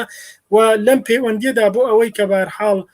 نەتیجەی هەڵبژاردنەکەیان بۆ مشەخەس بێ و بۆیان گرنگ بوو کە ئەو نەفەرەی کە دەرەچێ هەر ئەوەی کە بێ ئەوان مەبەستیانە بەرحاڵ هاتنە و کاندیدانەی سپای پاسدارانیان بەرحاڵ حەزف کرد ڕەنگاوەش هاتنە مەیدانی سپاش لەو مەسەلە شتێکی تاکتیکی بێت چۆن دوایەوەی کە ڕەدی سەلاحیەتی شکران هیچ دەنگیان لێوە نەهات ئەوانەی دیکەش کە بەرحاڵە مەبینیمان جیا لە سپای پاسداران کاندیدەکانی سپا تقریبەن 4 قۆڵی تریش لەو هەڵبژاردنانە نییە بۆ نمونە بناژە خوازە میانە ڕەوەکان ریفۆرم خوازەکان لە ئەنگرانی دەوڵەت کە بەرحاڵ وەکو میانە ڕەوەکان ناسراون واروە لە ئەنگرانی ئەحمەدی نژادیش هەموو ئەمانام تەیفانە لە هەڵبژاردن خرانە دەرەوەی بازنەکە و بە جۆرێک ئەم هەڵبژاردنانە بەڕاستی ئاوی پاکیشی کرد بە دەستی ئەوانەی کە هیوایەکیان بەوە بەست بوو دڵێکیان بەوە خۆشکرد بوو کە لە ڕێگای سندوقەکانی دەنگدانەوە لە ئێران بتوانن بەرحاڵ گۆڕانکاریەک بێن نەدی و لەو چوارچێوەیە بەرحاڵ بە کۆمەڵێک امتیاز بگەن ئەم مەسەلەشی یەکلایی کرەوە ئەوەی کە پەیوەندی بە مەسەلەی بەرجامەوە هەیە ئەمن بۆ خۆمەستە وای دەبینم کە بەرحاڵ ئەمریکا وڵاتانی دەرەوە پێویستیان بەوە نییە امتیاز بە ئێران بدەن و ئێران بگەڕێنەوە سەر مەسەلەی بەرجام و بتوان لەوەی کە حتمما لە چوارچێوەی تەوافقەیەکە ئێران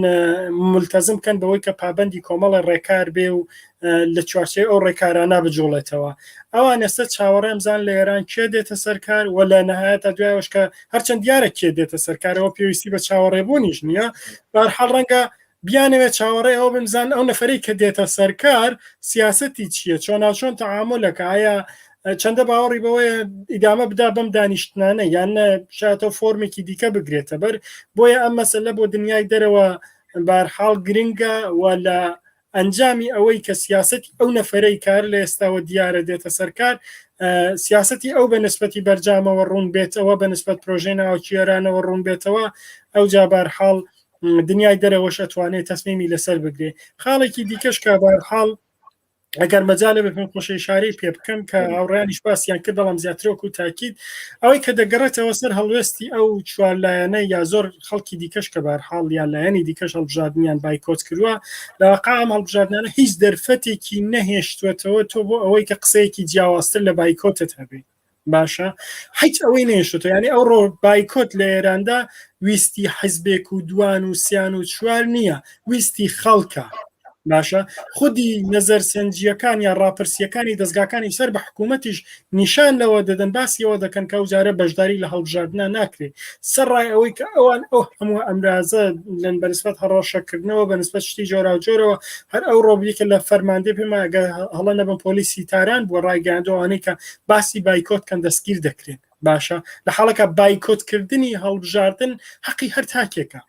وەکو چۆن تاکێک حەقی هەیە بەشداری هەڵبژاردن بێ، حەقی ئەوەشی هەیە کە بایکۆتیکە. بەڵام ئەوەی کە بەنسبەتەوەی بۆ بایکۆت کراوە ئێمە دەبێت پرسیارە لە خۆماناکەین کە ئەوانەی کە لە ڕابردوودا بەهەرحاڵ بەشداری هەڵبژاردن بوون یا باوەڕیان بۆ هەر ڕەفێڵخوازەکانی نێو حکوومەت لە ڕێگای دەنگدانەوە توانیان چی بگۆڕن تا ئەوەی کە ئەو ڕۆژ دیسان پێویست کازاری ئەنێ پرسیارەکە ئەوەیە کە بەهەرحاڵ لە ئێرانە هەڵبژاردن نەیتوانی وەکو مەکانیزمێک وجودی واقعی خۆی دەرخا و لەو ڕێگاوە ویستی خەڵک بەهەرحاڵ بەردەستە بکرێتەوە و گۆڕانکاری دروست بێ. مادام ئەم دەرگایە داخراوە کەواتە ئیمکانی نییە تۆ بتوانی لە ڕێگای دەنگدانەوە گۆڕانکاری دروستکەی. بۆیە بایکۆت تەنیا چارەسەرە و هیوادارم ئەم بایکۆتە بەهەرحاڵ هەر وەکو دەبینێ پێشوازیکی گەورەی لێکراوە و هەر وەکو باسم کە لە ناخی کۆمەلگاوەیە ببێ بە پەیامێکی گەورە هەم لە ئاستی ئێرانە هەم لە ئاستی ناوچەکەوە لە هەم ئاستی نێودەوڵەتیشا ببیسترێ. کاکەر دەڵان یەک شتی کۆلە گەرەکم بۆ زیاد کەمە گەڕێگەم پێ بدەی خواهشکە فەرمە. بەڵێ من لە درێژەی قسەکەی هەر ئەو بەڕێزانە یەک مەسەلەمان دەبێت زۆر باشی لە بەرچاو بێت و سەرنجی بدەین. ئێمە وەکو خەڵکی کوردستان بە تایبەت وەکو چالاکانی سیاسی حزب سیاسیەکان و بە گشتی لەوانەیە بڵێن ئێلیتی کوردی جا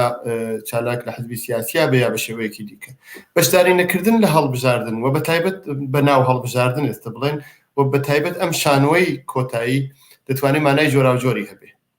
کاتی خۆی ینی تا لەوانەیە 30 ساڵەمەوە بەشداری نەکردن لە هەڵبژاردن بە مانای دژایەتی ڕاستەوخۆ لەگەڵ بنەماکانی حکوومەت بوو و بە مانای ئەوە بوو کە تۆیە کە بەشناری ناکەی لە هەڵبژاردن ئەم حکوومەتت قبول نییە بە هیچ شێوەیەک و نەتگەرەکە لە ئەو بەناو هەڵبژاردنا بەشداری بکەی. ئەمڕۆ بەشداری نەکردن لە هەڵبژاردن بە تەنیا خۆی ئەکتێک دژی حکوومەت نییە. ئێستا وای لێ هاتۆ فایزەی ڕەفسەنجانی و ئەحمەدی نەژادیش دەڵێن ئێمە بەشداری ناکەین. دەنگیشیان لە ئێمە زیاتر دەڕوا مێدیای حکوومەتیان لە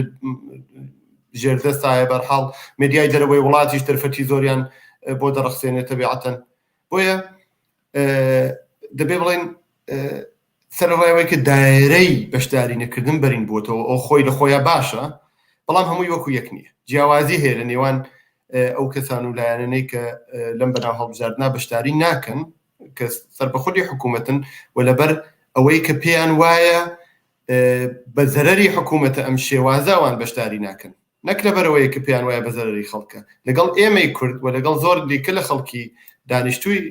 ناوچەی ژێردەسەڵاتی کۆماری ئیسلامی کە پێمان وایە بەشداری کردن لە هەڵبژاردننا بە زەرەری خەڵکە و ئەمە دەبێتە هۆی بۆیە مهمە کە ئێمە بڵێن چۆنی لێڕوانین زۆر بە ئاشکرا بڵێن نەک لەبەر ئەوەی کە ئەمیان ئەو سەرۆک کۆمار لە داهاتوە کارێکی لە دەست دێ یا بۆمان دەکایان نایکا بەڵکو لەبەر ئەوەی ناوەرۆکی ئەم دەسەڵاتە بنەڕەتی ئەم دەسەڵاتە ناتەبایە لەگەڵ ئێمە ئەمە دیکتاتۆریە ئەمە داگیرکاریە ئەمە سەرکوتکاریە ئەمە بێمافی بووە بۆ ئێمە و هیچێکی دیکەی لێ ناکەوێتەوە لەسەر مەسەلەی شورای شارەکانیش دیارەمە تاکتیکێکی کۆماری ئیسلامیە بۆی ئەم هەڵبژاردانەی خستوەتە یەک بۆ نمونە لە شارێکی چکۆلە لەوانەیە شارێکی چکۆلە لە کوردستان بڵێن ئەگەر هەموو بەشێکی زۆری لەو خەڵکەی خۆیان ناونووس کردو ئەوانیان تەئید کردووە بە پێچەوانەی جارانەوە لەبەرەوەی کە ئەگەر هەر کەسێ 100 خزم و 200 خزمی خۆشی هەبێ لەبەر خزمایەتی و دۆستایەتیش بچنە پای سندوقەکانی دەنگدان لەوانەیە بە جۆرێ ئەو شانۆی ئەوان گەرمتر بێتە بەرچاو بۆیە ئێمە دەبێت زۆر کار بکەین لەسەرەوەی کە خەڵکی خۆمان ئەو ڕاستیە قبولکەن کە ئەگەر ئەمڕۆ لەوانەیە ئامۆزاکەی من ببێ بە شورای شار لە کرماشان و ئامۆزاکەی تۆ ببێ شورای شار لە مەهابات و قازانجێکی بۆت ببێ بە شێوەیەک بەڵام لە درێژماوە هەمیسان تۆش وێڕای خەڵکەکەی دیکە تووشی ئازار و بێمافی ئەبی و بگاتە کاتی خۆی دەبینین تەنانەت شورای شارەکان بوونمون لە شارێکی وەکو سەقزا لە ماوە باسەکەی زۆر بوو ئیجازەی هەڵبژاردننی شارەداریشیان پێ نەدراوە کە ئەبێ سادەترین ماف بێ بۆیە لە درێژماوە هەمومان زەرەری تێدا دەکەین بەشداریکردن لەو شانۆی کۆماری ئیسلامیە هیوادارم خەڵکی کوردستان وەکو هەمیشە بوێرانە و ئازایانە ئەم ئەرکەش بەجێ بێن و بەشداریم هەڵبژاردن نەکەن بله گەلێکی سپاس سەروەها کێکی جناب قادری ئەم هاتنە هێری داویە بەرنامە خۆت خوازم قستی داویە لەسەر هەڵبژاردنان دەبێ کورد بەتایبەتی لە ڕۆژهەڵاتی کوردستانی vê plana کە rejîmê we diyar e em hemû dizanin 42 sal her sal yek tête hilbijartin û 4 sal bi carî tu reformek tu islah te yanî çi guhertinek ne ji bo me Kurdan nebûne tewê du nîne û komara İslamî û hûn dizanin îdeolojîk e û dîktator e û girtin û lêdan û lêxistin evana hemû Kurd divê di vê astê de çi bike ku her wiha diyar e di faktorên derva jî ew destverdanê wî karê wî terorîstî herî li Iraqê ningê wî dibirin wa diyar e li Yemenê û li Sûriyê kêşê wî legel Rûsyê wextê me nebû em ser siyaseta derva bi tevîya Komara İslamiya Îranê qisekin hewl didin di bernamê de axaftinê te dawiyê wergirin û herî em têne kuta bernama xwe belê spas bi hewreyan kek samanî ji wa diyar e peywendî legel digirin lê bersîv nade belê kerem kek بله کەگە دەڵێن وەکو هەوڵان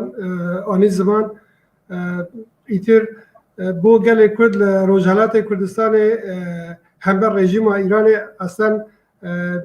بچووکترین هێویک ژی بە ماهیەتا وێ ڕێژیمێ یان بە ڕەفۆرمێک دناوێ ڕێژیمێدا یان بۆ قبولکردنا کێمترین داخوازیە بۆ گەلێک کورد نەمایە لە عینی حاڵدا گەلێک کورد هەر ڕۆژ شاهدێ بویارێک گەلێک دلئێش جا عالیە وێ ڕێژیمەیە و بە کۆمکوژیە خوا بگرتنا بکوشتنا بە هەموو ڕەنگێ دژمناتیە بۆ ناوبرنا گەلێک کورد تەو دەگەرە لە ڕەوشێکی هادا گەلێک کورد خەباتێکی بەرفرە یا خۆ ئۆرگانیزەکردنی یا پێکانینا یەکڕێزیە دەناو جواکێدا دهێلا خەباتێ خۆیە بێژن سیاسی یە دیپلۆماسی یە بەرەوانیکردن bi taybetî jî partiyên siyasî Rojhilatê Kurdistanê di qonexekê ha bû pêşangatîkirina wê xebatê mil bi milê civakê yanî di xebatekî wisa dane ku em bikarin tevî pêkanîna yekrêziya xwe ve pêşxistina rewşenbîriya girêdayî bi xebatên cor bi cor hember vê rejîmê de di aynî halda jî em di asta hemahengî yan bêjin têkiliyê xwe bi netewên dinê Îranê û bi taybetî jî di hêra dîplomasî digel welatên navdewletî de li ser mahiyeta vê rejîmê em xebata xwe wisa dibin pêş li ber wê jî ew rejîma serbarî wê ku îro di asta navdewletî de wekû metirsîkî mezin ya ku tev digere bû çêkirina çekê nuklerî çekê atomî yan bû çêkirina mûşekê balîstîk bû tehdîd li ser evlehiya welatê herêmî yan ya bû sponseriya terorîzma navdewletî û piştgiriya grûpên radîkal İslamî de herêma Rojhilata Nawerast de tev digere dê aynî halde ew rejîma di nav xwe de di asta Îranê de bi rastî di nav xwe de pirsgirêkên gelek mezin hene enî gelek qel şêbezin di nav wê rejîmê de hene em dibînin di astê herî jor de nakokiyên kûr دناو دەسەڵاتداری وێ رێژیمێدا هەنە لەسەر سیستەما ڕاند یا گەندێلیە یا دەسەڵاتێ لە عینی حاڵدا پرسگرێکن وێ سیستەمێ تەوی نەتەوێن ئیرانێ پرسگرێکن وێ رێژیمێ دوارێ ئابووریدا دوارێ سیاسیدا دوارێ چاندیدا لەبەر وێژێ ئەم باورن ڕۆژ بڕۆژ ئەو نەڕەزاتیە و خەڵکی ئیرانێ بگشتی یانی یا هەر شەش نەتەوێن دناو ئیرانێدا ڕوو لە زێدەبوونێ ڕوو لە گەشتبوونەیە بتایبەتیژی gelê Kurd di astekî herî bilind e di nav tevgerekî xurt e em dikarin bêjin rejîma Komara İslamî pêşerojekî gelek tarî heye serbarî wê ku bixwaze bi zebra bêjin serkûtkirinê yan jî bêjin bi sedema nebûna opozisyonekî yêgirtî ya seraserî ku bikare wekû alternatîvekî rol bibîne heta demekê yê dirêjiyê bide temenê xwe lê de aynî hal de ewa nikare dom dirêj be li ber wê ku pirsgirêkên aborî yê civakî yê siyasî gelek mezinin û civaka Îranê yê rû li vê rejîmê biteqe bi taybetî jî Rojhilatê Kurdistanê di hazirîkî wisa de em bawerin bi piştgiriya partiyên siyasî bi tecrübeyên siyasî ku heyî yê bikare pêşerojekî wisa de di guhartinekî wisa de enî di mafê gelê Kurd xwayî derkeve li halekî wisa de neku tenê çin mesela hevbijartinê bo me rojevê denîne belku xwe teyarkirin bo karê xebatekî ha di rojeva me de em bihêvîne pêşerojekê nêzik de em ê şahidê yekgirtinê di nav hêzên Rojhilatê Kurdistanê de bibin û ew yekgirtina ku bikare xwe di eniya xebatekî berfireh ya partiyên siyasî bihevre ya çalakvanê medenî ya bêjin gelê Kurd de xwe îfade bike mijarekî wisa de em bawerin piştiya xwişk û birayên me li perçêdinê Kurdistanê jî li xebata Rojhilatê Kurdistanê yê bikare rolekî sereke bibîne. Belê gelekî spas belê hewreyan em hatine dawya bername xwe kekî madeh yek deqe bû cenabê te wa diyarim tu kemekî kemtir qise kir te hirekî kêm qise kir hewl didim deqekî bû te bidim û dûrayî kek samanî ji we diyar e nehat hêvîdarim ji me neqehere ji me nexeyde bernamekanî dahatû de hetmen dîsa dawetî dikin û zor spas bû êwe kek mah deqekî bû cenabê te û kuteyî bû bername xwe dî. الله سپاس بۆ ئێوە کاکردەڵان هەروە سپاس بۆ کاک حەمەساڵە و کاک ئەسعەدەوە دێ کە دەمێنێتەوە حەقەتەن شتێکی تایبەت نییە هەموو شتەکان ئەکسەرەن هاوڕێیان ئیشارەیان پێکرەوەی کا بوو باس بکرێ ئەوەی کە گرنگە بەهەرحاڵ هەمومان بە یەکدەنگی بەرەو ئەو قۆناغە بڕۆن کە کۆمەلگا زیاتر ڕێکخەین و بەدڵنیاییەوە ئەگەر ئێمە یەکدەنگ بین کۆمەلگاش زیاتر دەنگی ئێمە و بانگەوازی ئێمە دەبیستێ و دێت بە پێشوازیەوە و ئەوەشمان لە ڕابردوودا بینیوە و لە داهاتوشتا دڵنیام هەروە دەبێ بەخۆشیەوە ئەوەندەی کە من ئەزمموی ئەو ماوەیە ئەبینم لە نێوان تعاملی نێوان هێزە سەرەکیەکانی ڕۆژهەڵاتی کوردستانە ئەوە دەبینم کە ئێمە بەرەو کۆدەنگی زیاتر دەڕۆین و ئەم کۆدەنگیەش یارمەتی باشترمانەکە و من دڵنیام بەرحاڵ لە داهاتووە کۆدەنگەکە ئەگاتە ئەو ئاستەی کە بەرحاڵ ئەو فرەلایەنی ئێستش نامێنێ و لە چوارچێوە و لە چاختاری دیکەدا هەمومان بێکەوە دەبین بۆیە هیوادارم پەیامی ئەو کۆدەنگیە خەڵکی ڕۆژهەڵاتی کوردستان وەری بگرێ و لەو هەڵبژاردنانەدا کە نایەکی گەورەیە و نایەکی مانادارە بە کۆماری ئیسلامی و بە ساختار و بە بناغە فکریەکانی ئەو حکوومەتە دیسان بەرجەستە بکرێتەوە و ئەو نایە شەرۆک و پێشتریشی شارم پێکرد هەم لە دنیای دەرەوە و هەم لە کۆڕ و کۆمەڵە جیاوازەکان وەربگیرێ دووبارە سپاسان بەڵێ gelekî spas bînerên hêja bîserên birûmet em hatine dawya bernama xwe me endamên çar partiyên siyasî yên Rojhilatê Kurdistanê de gel me bû ku navenda hewkariyê pêk dihanîn we diyar kek saman li gel me nema spasiyê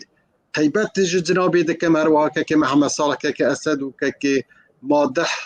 gelekî spas bibînin û xêr û xweşî de belê bînerên hêja heta bernameyeke taybet al ser Rojhilatê bibînin xêr û xweşî da کاتێکی شاد و سەرکەفتی سپاس رژیم کزە لە بحراندایە کاربەرستانی سەرگەردانن ناتوانن بە شێوەی پێش و حکوومەت بکەن بۆیە بە نەزەری من ئاسۆ لە ساڵەکانی دیکە بۆ بزوتنەوەی کوردستانی ئێران ڕوونترە وەختی ئەوە هاتووە کە لەو دەرەتانە کە پێک هاتووە چالاکتر و باشتر و پان و بەرینتر کەڵک وەربگریت. ئەرکەکانمان چن؟ دیارە لە پێش هەموواندا دەبێت خەباتی خۆمان درێژە پێ بدەین، نیشان بدەین کە لە کوردستان هێزێکی سربەخۆی قایم لە مەیداندا بەرامبەر بە ڕژیمی خومینی ڕاوەستاوین. نەک هەرەوە دەبێت نیشان بدەین کە توانای ئەوەمان هەیە زەربەی تونتر لە ڕژیم بدەین. عاملی کورد وەک هێزێکی سربەخۆ دەبێت خۆی لە مەیدانی خەباتدا بە تەواوی دەربخە. ئایکی دووەمان ئەوەیە کە هەروەها کە باسی کرا مەسەلەی کورد،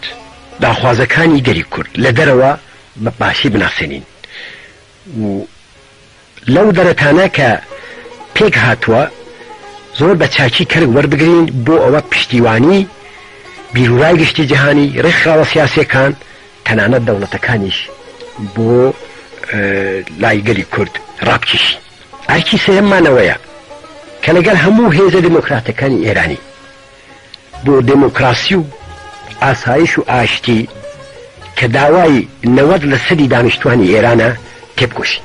هەولی خۆمان بۆ پێکهێنانی بەرەیەکی پان و بەرین درێژە پێ بدەین، بەرەیەکی پان و بەرینی دموکراتی پێک بێنی کە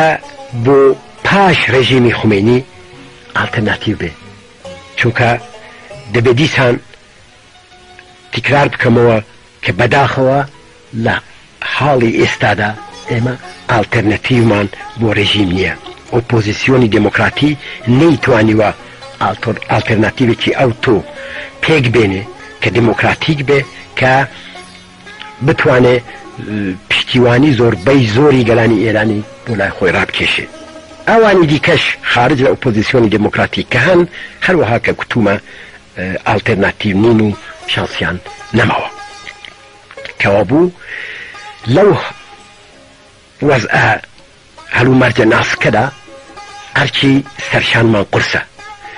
هەرچی ئەرکی سەرشانمان قورسترە ئەوەندەش ئاسۆی خەباتڕونترە و دەتوانم بڵم کە من ئەم ساڵ زۆر زیاتر لە ساڵانی پێشوو خۆشببینم و سەرکەوتن بە نزیکتر دەبینم.